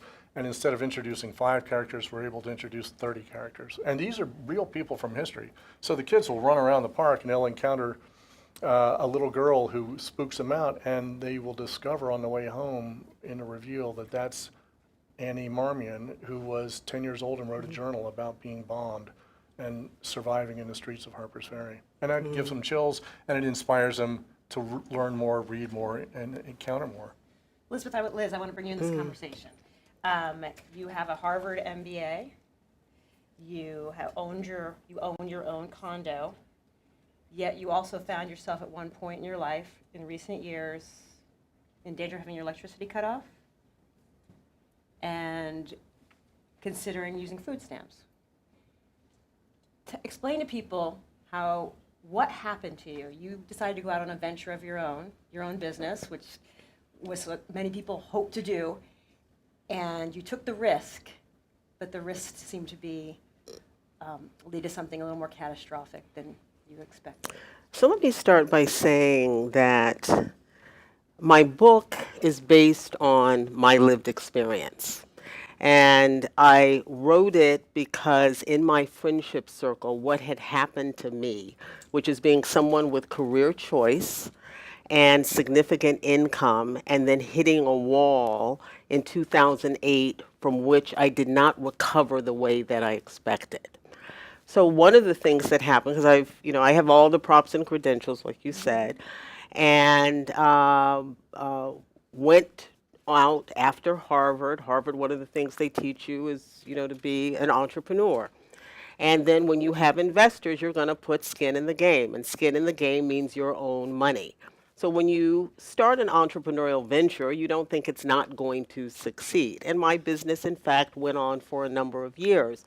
But it was not as successful as I had hoped. So when I came out of it, I had used a lot of my savings in that venture. And when I first came out, this was before let's say around 2002, not a big problem. I thought I would find something, and I did actually find something fairly quickly. It was not until the Great Recession where I lost 2 consultancies within 6 months that took me from a very significant salary to 0. So I'm thinking I'll do what I did before. I've got this fabulous background. And then my network was not working, because now I'm in my late 50s. And I was not getting the traction that I was used to getting. I was not getting called back. I was applying a lot of places. And the faking normal part of my title is around, I still had the clothes, still lived in the place. I could still appear like I was okay even when I wasn't. And finally, friends, we started to talk candidly about what was happening, because you started to notice people declining invitations, or they would order the mineral water instead of the glass of Chardonnay, or people who always looked a certain way started to look a little bit worn down at the heels. So when we talked candidly, that's when mask came off, told the truth about what was happening. I wrote an essay about what it felt like to land here, What does it feel like when your plan A doesn't work? And you're looking at all that rubble and you're trying to figure out a plan B. Because the thing now is the longevity bonus means we're going to live till we're well into our 70s and 80s. So if you're struggling at 55, 57, 60, you got a long time to try to put this together. What is it about that age that this happened to you, when this happened to you, when the bottom fell out, that you think is so difficult to recover from? One of the things, there's actually quite a lot of data now that says if you're sort of mid-50s and you're out of work for more than 9 months, your chance of getting re-employed at a job equivalent to what you left drops by 50%, and it continues to go down after that. So this is, I think, just clearly an age discrimination issue which looms large and is, we're starting now to have this conversation. I want to go back to you when you're talking about context. We've heard a lot about savings, people having to tap in their savings, depleting their savings. This all goes back to about the year 1983. Explain to folks what happened in 1983. It's going to be an unintended consequence. Well, a lot of people think we have 401ks, and this was something that was passed by Congress, and therefore it must have been planned. And in fact, it's a complete accident of history. There was some, basically, to make a long story short, there was this minute change that nobody thought anybody would notice in the tax code. And a consultant for banks looking at deferred compensation thought, hey, we can use this to give a little bit of extra money, tax deferred, to some Wall Street workers, basically white collar financial workers. And, this is clarified whether or not they have to pay taxes on it now or pay taxes on it later. And we might be able to, actually have an employer match, and that'll, make sort of sweeten the pot.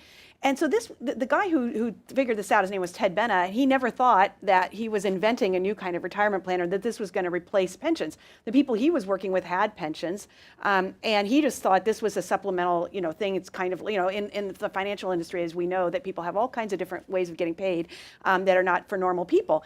But very, very rapidly, once this started, they started replacing pensions. So I don't want to make old-fashioned traditional pensions look too good. At no point in time did all workers have them. It was always about half of workers, a little bit more, but sort of the cliched family was, one person with a pension, and then maybe the wife didn't, so a teacher married to a construction worker, or, somebody, so somebody would usually have a pension, and right now, retirees still have a lot of traditional pension income. But very, very rapidly, once employers realized that they could basically shift all the risk and a lot of the cost of retirement onto workers, they did.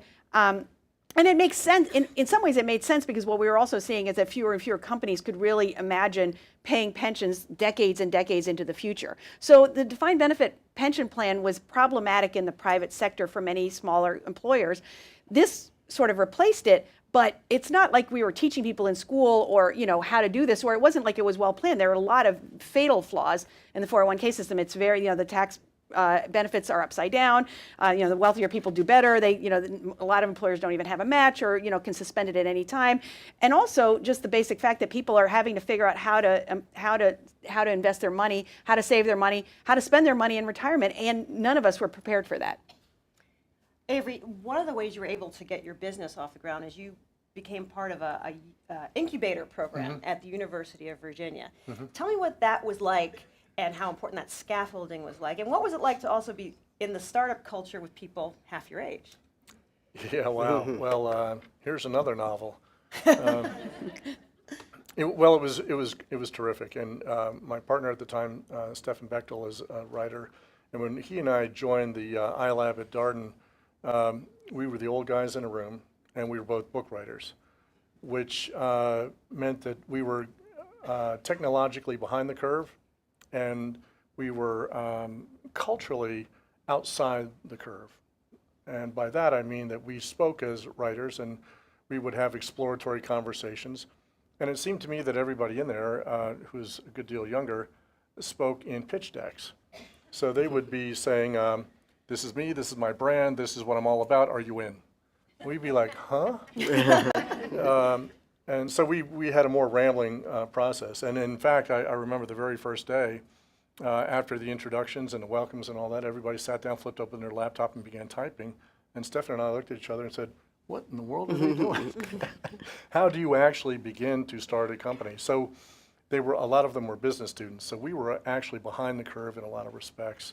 But we got going very quickly and latched onto our first client very quickly within the first week by simply visiting a site and looking at what they did not have.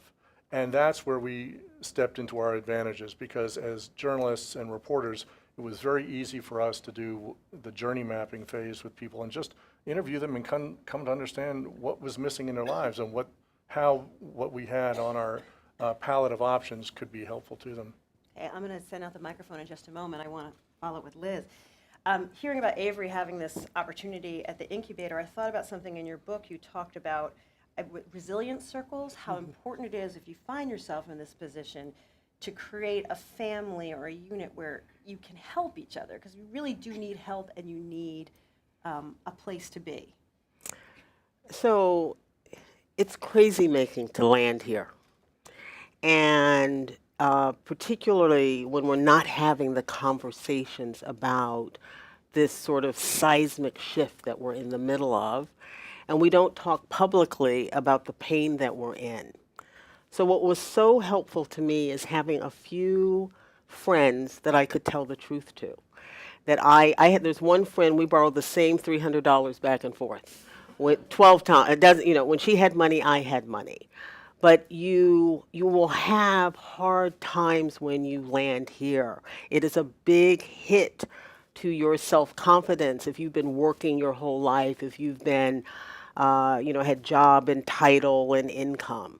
So the Resilience Circle is where I could go, where people could, if I was feeling wobbly, could tell me the truth about my talent and my capability, could remind me who I was, and I could do the same.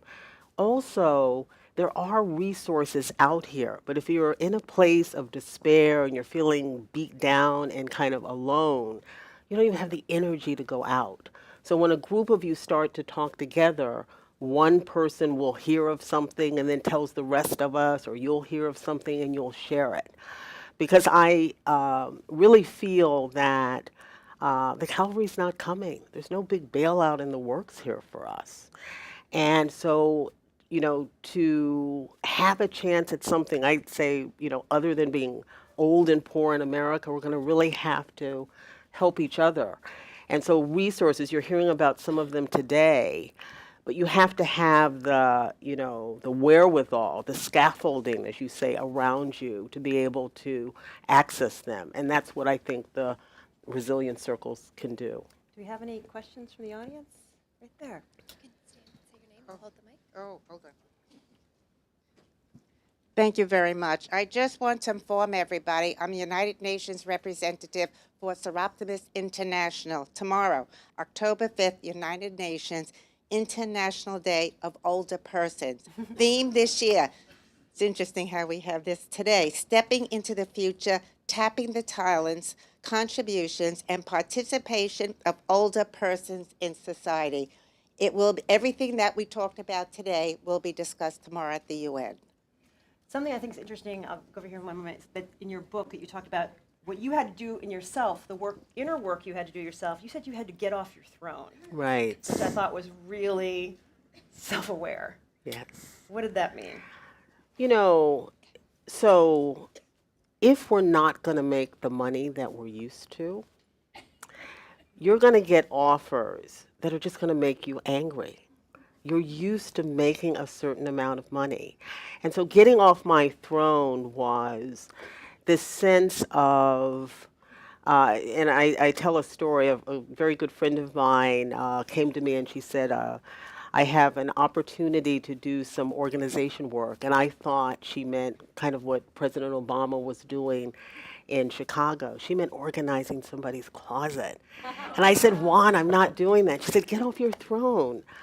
Money is green. So the general point I'm making is that you'll have to do bridge work stuff that you will feel is below your talent, your skill, your gifts, sometimes to just make it to the next place, to allow yourself to survive.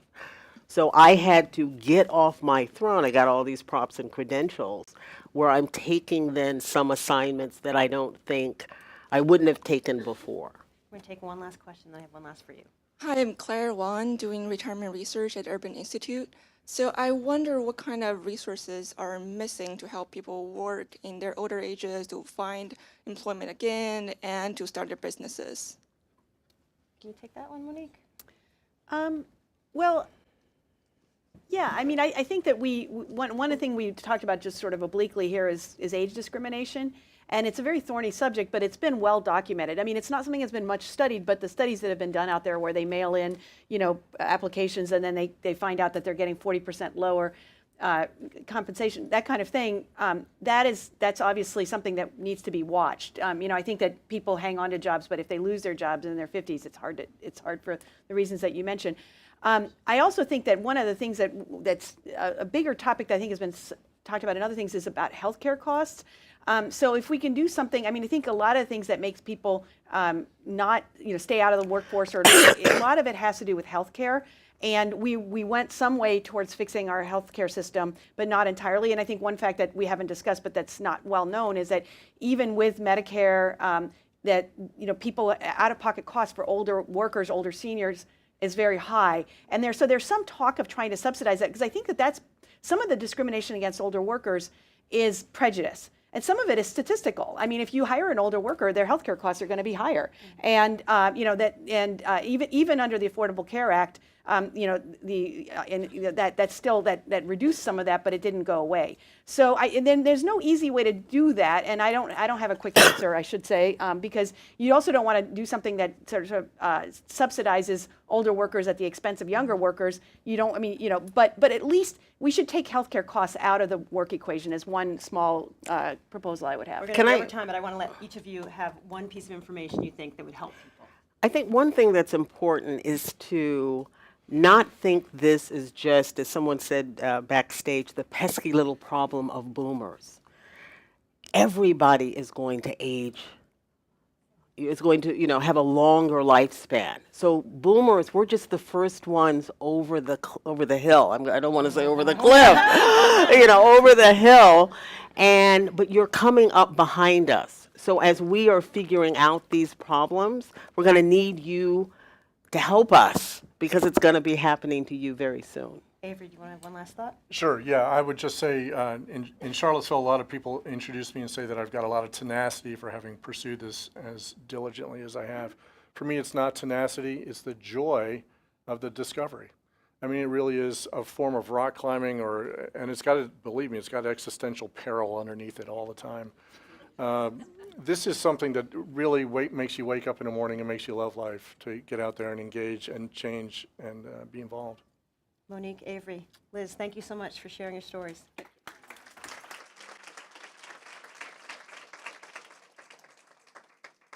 For a session on searching for grandma on the small screen, welcome Stacy Smith, Director of the Media, Diversity, and Social Change Initiative at USC Annenberg. Hi, Stacy. Great to be with you. I do want to make our wonderful National Park Service interpreter, Betty Reed Soskin. I just wanted to emphasize that was a technical problem on our end. She is bursting with life and energy and ideas, and I wanted to tell you that she is a beautiful, beautiful writer. Some of the best writing I have read, particularly in both for last year's forum and this year's forum. She has written at her blog. And so I would just say Google her and read her work. She has a new book coming out in February, and I'm planning to interview her for that book. I'll post it, and if all of you would like, we'll somehow distribute that to the attendees, because I want you to get a full dose of her, which our technical gremlins are not going to allow today. So my apologies for that, but just want to know that. So thank you. Stacey, if I wanted to kind of look at pop culture and film and the kind of world of TV that you know so much. I understand you've seen about 900 movies. You have an unusual job. Yeah, I do. Yeah. It's so good. What it's good. should we watch if we wanted to capture the scaffolding of how age and our world is portrayed in the films? What would you recommend seeing? I wouldn't. I'd say stick around for Norman Lear in a 12 minutes and 8 seconds Uh-huh. because that. We can take another minute. Exactly. We don't see the world that we live in. It's not reflected in film or on television. And when we focus in on aging, which is a topic that when people are talking about inclusion, they're talking about gender, race, ethnicity, LGBT, disability, mental health. Ageism typically isn't part of the conversation in Hollywood. Why is that? I mean, Hollywood is such a powerful shaper of opinion. It has huge echo effects. Right. And I know you've done a very deep study and deep dive. I know that Humana helped fund this study that Indeed. you did at USC. But tell us what you discovered in that study about the absence of an entire, and I just find it bizarre because, Right. you know, the peak of the baby boom generation right Right. now is hitting 65 years old. There are more people over 60 there, but it's a bigger part. We're watching the movies. We're in that genre. Why is Hollywood so just out of it? Well, I think that's a great question for progressive Hollywood, correct? It's not that progressive. And it's leaving a lot of money on the table when we think about spending power of a whole series of different groups, right? So let me just tell you how problematic it is. Last year, Humana funded our film study looking at how characters 60 and above were presented in motion picture content. Right. This year, we looked at television, the top 50 series for 18 to 49-year-olds and the top 50 series for 65 plus. And many of the trends were exactly the same across popular programming. 72 series. Let me show you what let's the look at reality actually is on screen for individuals 60 and above.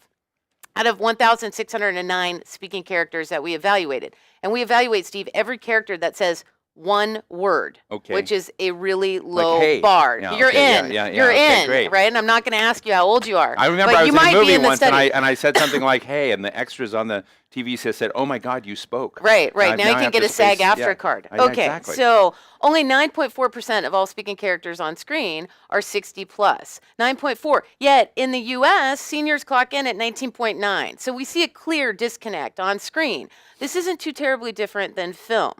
Now, what's really important is when you cross age and gender, because here's where we see actually the epidemic of invisibility kick in. If you happen to think about first proportional representation, let's just take a pause here on this Walk slide. you out. This Only is- three. This has a lot of dots. Right, I'm going Yeah. to just focus on the USC Cardinal and Gold dots.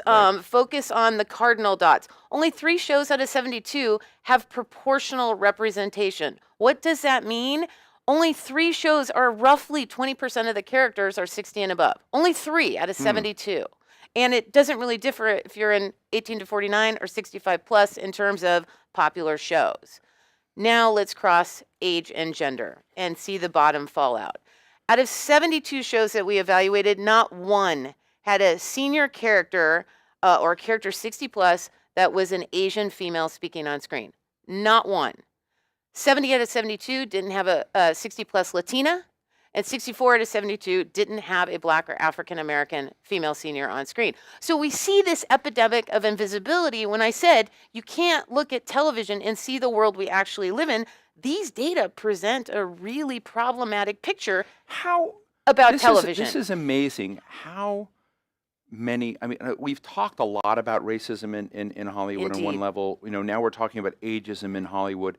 Is there any sort of introspection and self-awareness of those producing the films and engaged in this, of this data? Is this by conscious decision, or is this somehow an unconscious bias that's just playing out? Well, I love when people start talking about unconscious bias because in Hollywood, most of the problem isn't unconscious, right? This is very conscious. It's very explicit, right? It's in the DNA of conversations. All we have to do is look behind the camera, which I believe is in the next slide, to see where this problem lies. Because the people behind the camera make hiring decisions for directors, writers, right? The showrunners in charge. When we look at the data, right, and if you look at 60 plus, you see very few showrunners. More dots, to me, they're dots. Right. Numbers. Very few Yeah. showrunners, very few writers, very few directors, right, in Hollywood. So show me what these numbers mean. Right. So if we look in the rows, we see directors, writers, showrunners. If we look in the columns, we see age. Only 12.6% of all of these individuals are 60 and above. 60 and above. Now, let me tell you why that's important. If you have a showrunner that's 60 plus, Right. you have more series regulars that are 60 plus on screen. You also have fewer ageist comments. And we know that ageist comments can lead to negative stereotyping. Negative stereotyping can lead to decreases in cardiovascular health, decreases in memory, decreases in gait, and a whole series of negative consequences. Now, I want to take this one step further. This is overall. There were only 2 females that were directors, 60 plus. 1 writer, 1 showrunner, 60 plus, that was a woman. And we found from our other work that if you have a woman behind the camera, you have more women on screen, more women over 40, more race, ethnicity, more hiring behind the camera. So these are explicit practices of exclusion. And we really see when it comes to putting people behind the camera that can tell authentic stories about 60 plus characters, they simply don't exist. Wow. Very few. You know, there's a show that's been out right now, made by my old college friend Darren Star, called Younger. I don't know if any of you have seen Younger. It's on Nickelodeon, I think, a cable network. And I think that I don't watch it, but the notion is a lady steps out of her career for a while, comes back, but then finds that it's just sort of this culture of youth, and so this 40-year-old woman repackages herself and sort of lies and becomes a 26-year-old. And so that's the shtick of the show, and it's very buzzy. It's becoming very popular. I haven't seen the show, but I'm interested in the notion of who's to blame here. And I was asking a friend of yours, like who likes the show, Right. Where's the responsibility for this? Where's the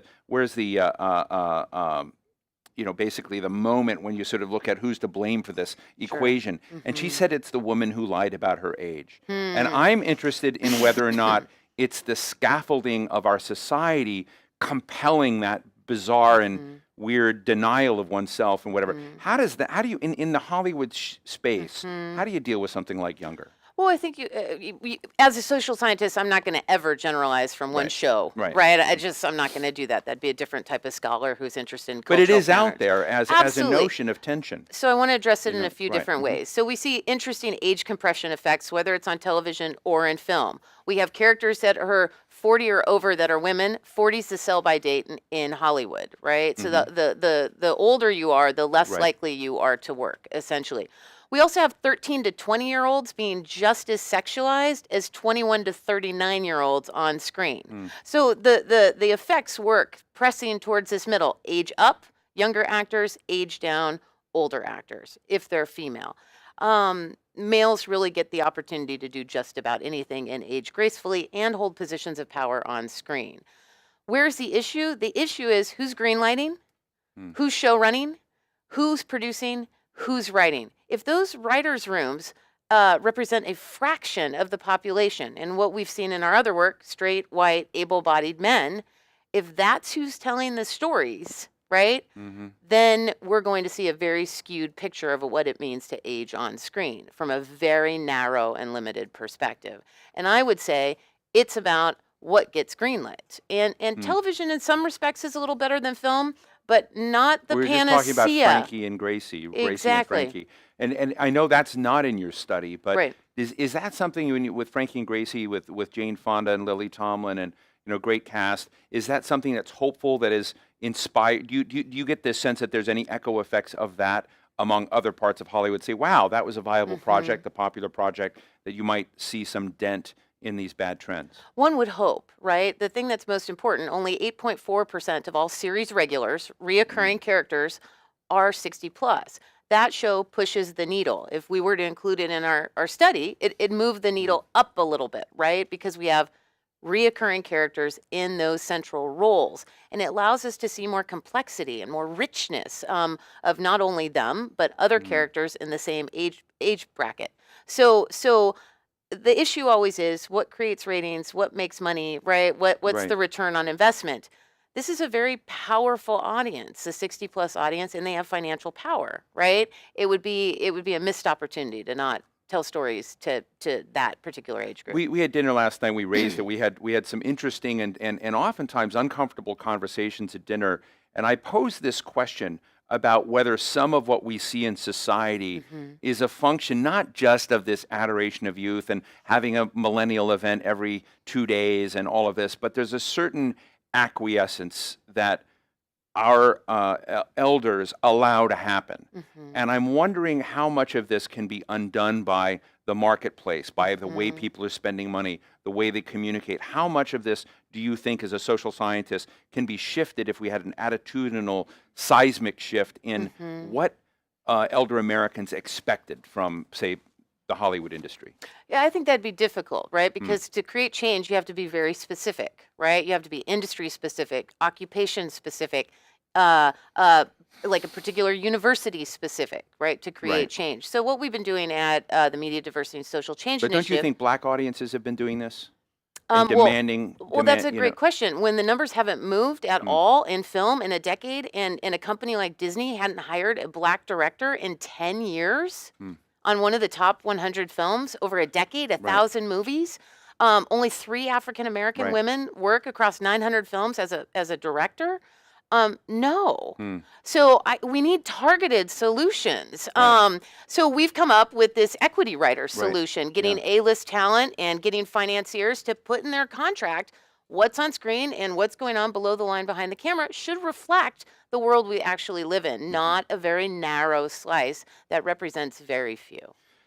I also want to just ask your take on politics and when we're talking about language, I was talking to someone from Humana, whether or not there's a new language out there, a new vocabulary that will help us that we don't have today. One of the things that bothers me as we face who might stand against Donald Trump or run in the next election, you know, whichever side they may be on, is many of the leading folks are over 70 years old. And you see the ageism coming out everywhere in terms of completely disqualifying people there. And I'm just interested as an observer, not only of film, you're watching society. Do you have any insights into that, into how to respond to it, sort of the language and vocabulary and positioning around politics today? Well, you know, I'm not going to give you my opinion because now we're in a different realm. No, it's not about who, but about the I know, ageist but as a social discussion. scientist, Yeah. I'm very cautious, right? Right. I'm not going to move out of my lane here. Not because I don't want to. It's just not prudent, right? Ethically. But when politics and any other sphere is competing with the media, and the media says things, you know, about characters that are ageist, like the comments that you see on screen, right? Or you hear, I'm having a senior moment. You would never say I'm having a Latino moment. I'm never having a gay moment. I'm having a black moment. You wouldn't say that and get away with that now. I mean, politically, Right. certain people might, and they, you know, but there would be great backlash. That we have to contend with. When the media is this entity that ages comments by younger writers, younger showrunners, right? Writers' rooms that aren't sensitive or thinking, or even when this particular demographic uses the same language, that can have negative consequences. Humana shows, in terms of their research, the power of optimism, the power of healthy days being associated with positive outcomes, right? The language that you see on screen is antithetical to some of those very principles that we need to have mind-body wholeness. So I think it's very difficult when people are spending so much time consuming, whether it's on a mobile device, a small screen, a Right. large screen, and they're receiving ageist comments, it becomes a part of the nomenclature of how we think about people 60 and above. Thank you. Thank you for your research, ladies and gentlemen. Stacy Smith, USC welcome. Annenberg School. Thank you so much.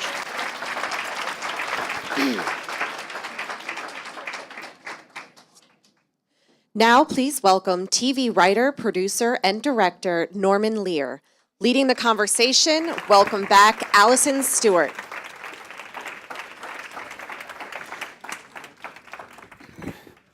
Thank you so much for being with us. You're welcome and hello. Hello. I asked you backstage how you spent your 95th birthday over the summer, thinking I would hear about one party, but apparently you've stretched this thing out. How many It's parties have you had? about 7 so far.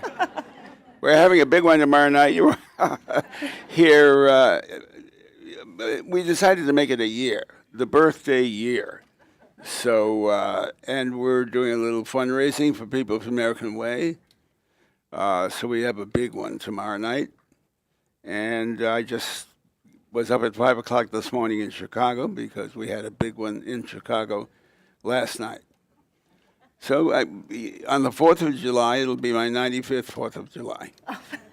That's the way I'm looking at the I year. love that. You told a reporter, and I'm going to quote you, "Am I older? Certainly. Am I old? Not yet." What does old mean to you? That you're not Well, there yet? old, old is more cultural for me, a cultural word than it is a personal word. The way the culture works, if you're old, you wake up to be old. I wake up with things on my mind and things I need to do, and I'm excited about. I don't wake up to be old. I understand culturally I'm an older guy. Even then I said older guy. I couldn't say old. I don't feel that. I'm very conscious of my age. I don't pretend to be otherwise. Age is 95, by the way. And I don't pretend otherwise. But I don't wake up in the morning to be an old man. What do you wake up in the morning to do?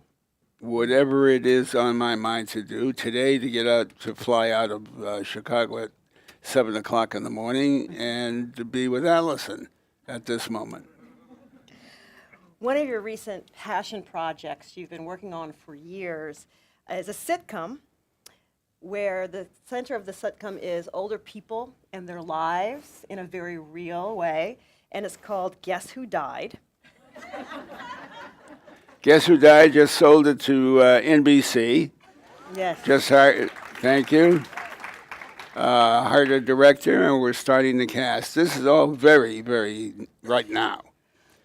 But the idea goes back, let me say, to, I don't know, maybe 30 years ago. I wanted to do elderly people in a retirement village. But I thought at that time to do it as an animated show. So the show was called Till the Fat Lady Sings.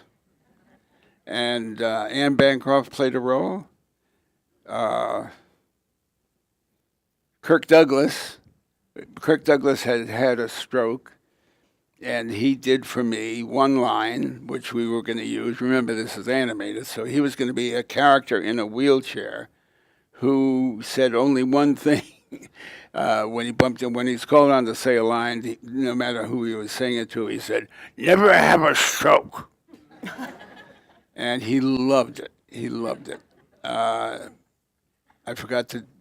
I forgot about it when I talking about showing some clips here, because it's only a 3-4 minute clip we did. Oh, well, I hope it makes its way to the internet. That's a good part of the Well, internet. unless you want to get here next week, we'll do it again. Okay.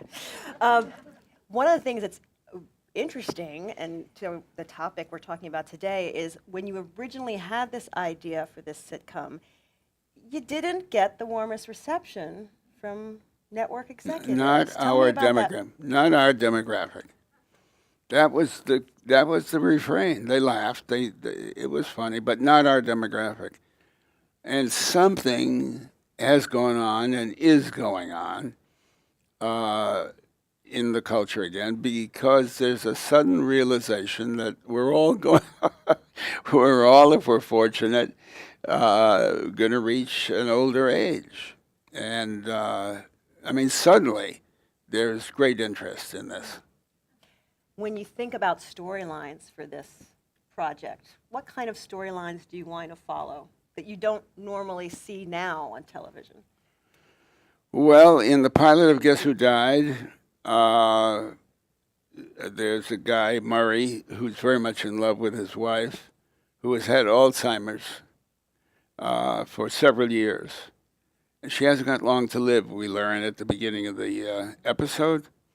And her sister has been there taking care of her for the last year, helping to take care of her for the last year. They have 2 daughters who live elsewhere and so forth. And this fellow, as he loved his wife, fell at his age, which is something around 77, or it's going to depend on the actor. If he had to spend the rest of his life with somebody her sister is that person. So we're forming a relationship they weren't even aware of. And that's what we're dealing with. Then there are all the, then there are other people.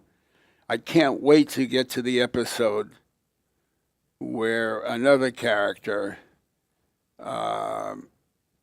has taken, what the hell is the drug? Viagra? Yes, how did you, look, the first thing, Viagra. That was hilarious. And it's 3 hours and 10 minutes and he's starting to worry. And then it's 4 hours and 30 minutes and he's worried sick. And then he loses it when he finally calls a doctor and she comes in and she's beautiful. Look for it. Of course, one of the most brilliant things about the work you've done and you do is that it's extremely funny, but you also spent a lot of your career touching on issues that people didn't talk about and also didn't talk about in sitcoms, be it abortion or rape or race issues. What kind of issues do you think you might want to touch on with this project that Well, might you be know, difficult to talk about? I have a show on the air now. I don't know how many people know about One Day at a Time. Ooh, we're going to see a clip in a minute, yeah. You don't? Does anybody here know it's a Latino version of a show I did many years ago with Rita? This time with Rita Moreno, who's 83, and Justina Machado is a Latino. You've not seen it. I couldn't commend it to you more highly. I love the You're show. going to see a little bit in a minute. It's on That's my Net. clue to the audio guys to get ready. What's that? I just gave the audio guys a clue to get ready to run a clip of it, but I'm going to let you explain Oh, it. it's on Netflix, and it's a Latino version. It's, I think, the first Latin family, although I did one, again, 30-some years ago, called AKA Pablo, which only lasted about 10 shows. But this one is, we just finished our second season, and I'm sure we'll be picked up for a third season. Why don't we take a look at the clip? Good. We should celebrate our differences. I would never trade these for that. Mommy. No, I agree with her. Everybody wants to see those. Nobody wants to see this. Okay, everybody stop gesturing. Mom, I'm not talking about old people's sexism. It's much more subtle now. Men assert their power through microaggressions and mansplaining. Oh, mansplaining. Is that like manscaping? I just learned that and I love it. No, mansplaining is It's when when a man explains something to a woman. This she already knows, but he acts like he's teaching her. Does that make sense?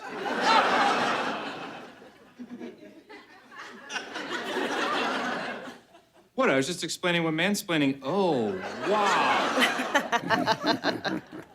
That was the new Schneider, if you remember the old show. What went into the decision to make it a Latino family? Somebody said, "What do you think of a Latino family?" And I thought, One Day at a Time, perfect grouping. But this is a different grouping because there wasn't a grandmother like Rita, and there were two daughters instead of the son. But I'm crazy about the actors, each of them, and they're wonderful. And you asked what we're dealing with. The daughter that you saw came out in an earlier episode, and we dealt with that. It's the first time I've known that to be dealt with.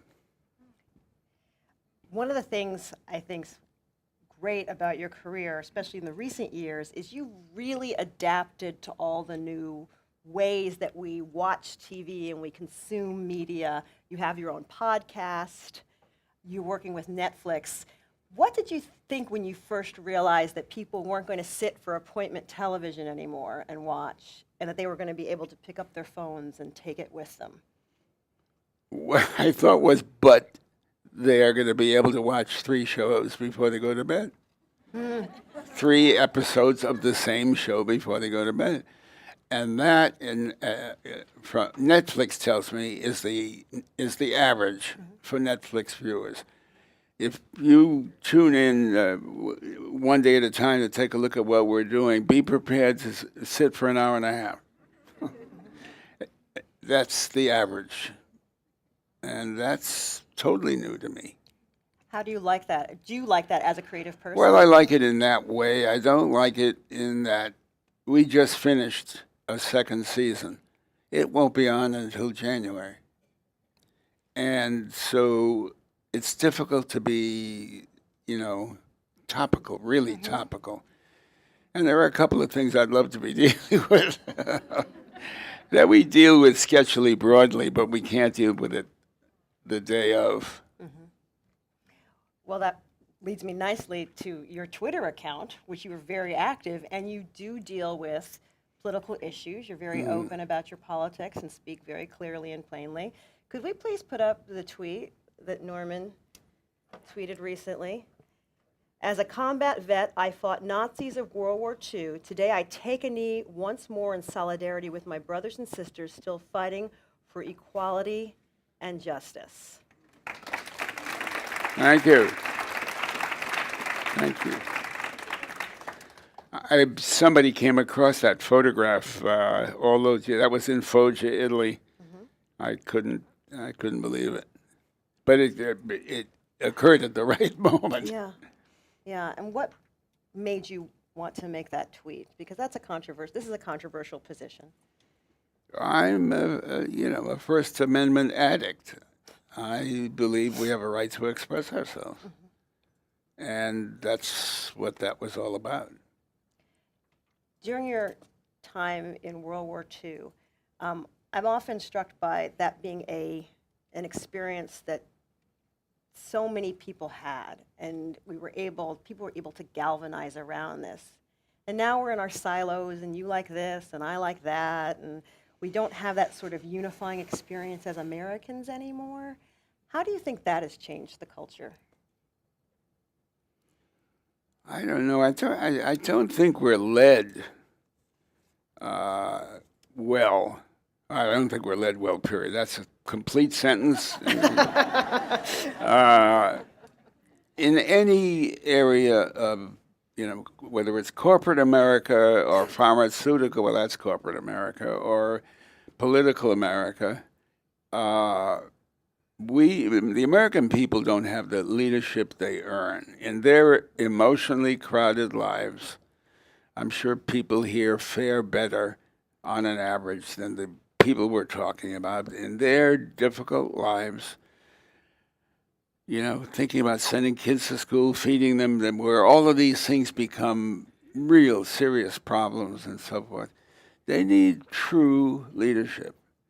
And that would include, in my view, somebody talking to them about how much alike we all are. My bumper sticker reads, "Just another version of you." The documentary that these women did on me, which I commend to you, I love their work, they loved the bumper sticker they used, it, "Just another version of you." And that's what I think we are, versions of one another. I'm going to ask one more question, and then we'll take a couple from the audience. I was watching old All in the Family clips, which I was a kid when All in the Family was on, and Good Times. I can't believe my parents let me watch some of those, but they did. They knew they were good shows. And I was listening to Archie Bunker's theme song, and you've probably even asked this before, but "Those Were the Days" is a little bit reminiscent of "Make America Great Again." Do you think Archie would have voted for candidate Trump? I don't think we'd have known. I think people, the audience, would have been allowed to guess from their own perspective what he did. But we'd have worked it out in a way that would, Edith might have thought she'd known, and maybe that's the way we would have known. Even she didn't know that. The last moment you'd realize that even she didn't know. I think she would have secretly voted for Hillary. That's what I think about I don't know that it would have been that secret. We have a By the way, can I just say, I have thought of him from the beginning as the middle finger of the American right hand. They have every right to say, this is the kind of leadership you're giving us, fuck you. We do have time for questions from the audience. We get a microphone here. Yes. Hi, Allison, thank you for moderating. And Mr. Lear, thank you for your body of work.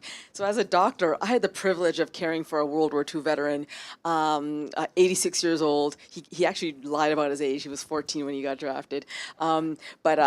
You know, in spite of all of his chronic medical conditions, chronic pain, osteoarthritis, he managed to make me laugh a lot. And when I think about some of my favorite people in Hollywood now, Carl Reiner, Betty White, both 95, and a sprightly Bob Newhart, he's only 88.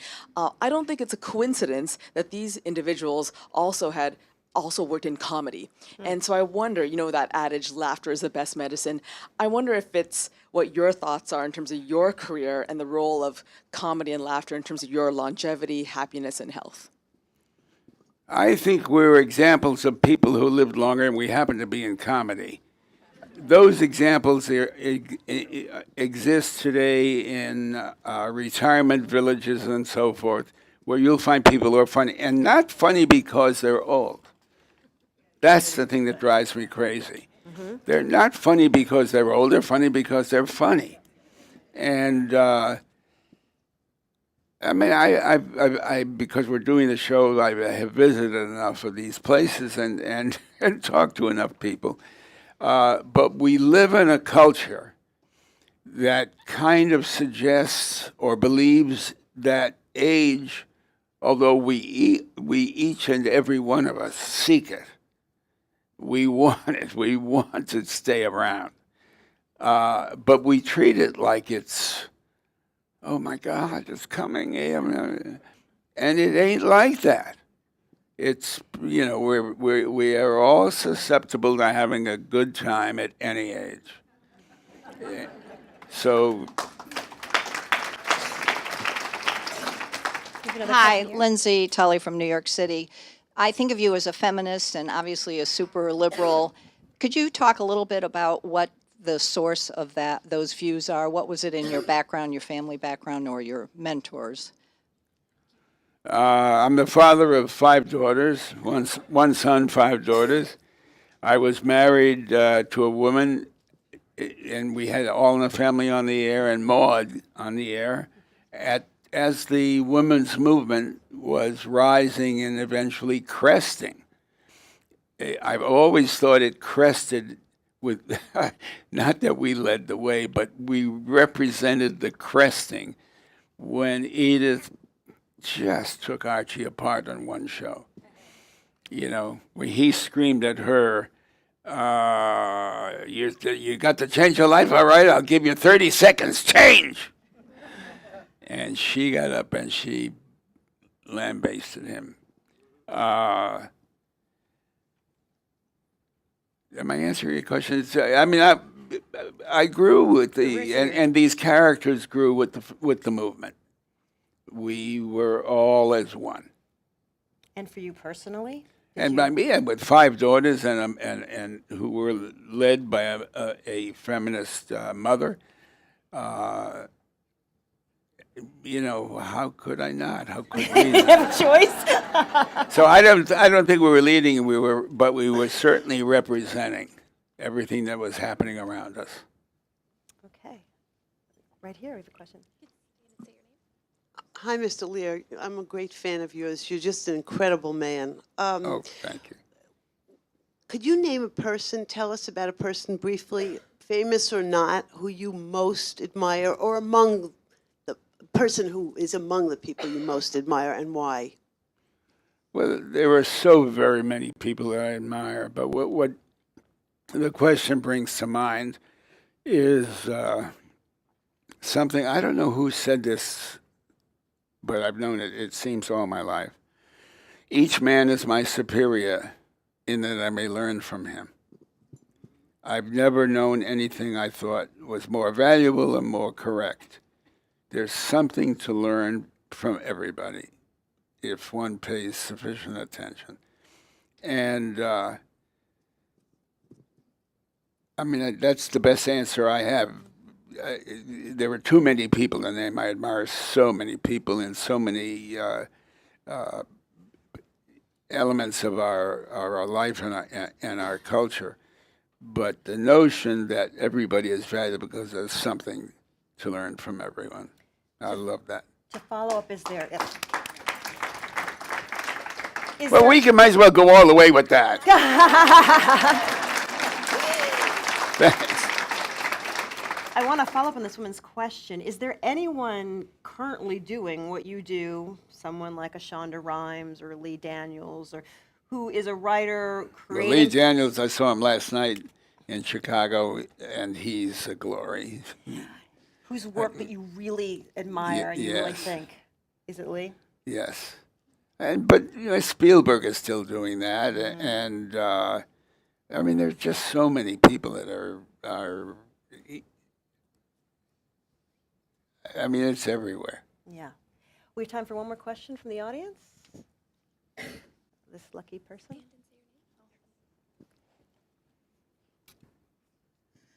My name is Barbara, and I'm from the Caring Across Generations and the National Domestic Workers Alliance. And since we're talking about film, and I want to say that ageism, I want to say that recently I watched the documentary Care. And Fear? Care, a documentary. Uh, And it's not actors, but real people telling their stories about care and the people who take care of them. And I want to encourage people, I don't know if you have seen it. I haven't seen it, no. Oh, but it's a very well done, and I would encourage people to pull it up and watch it online.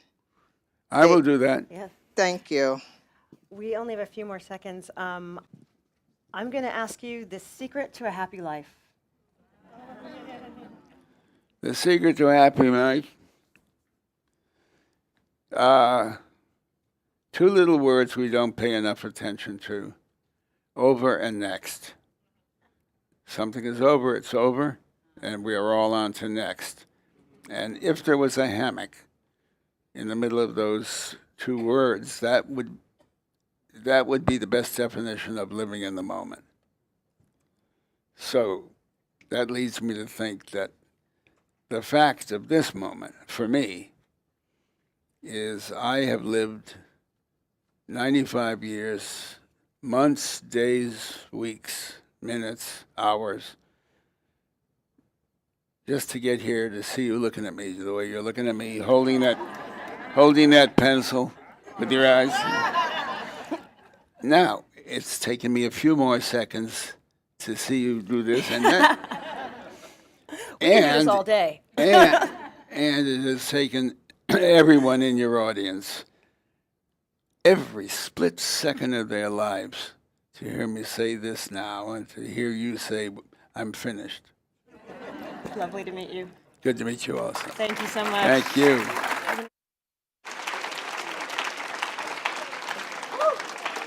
Norman.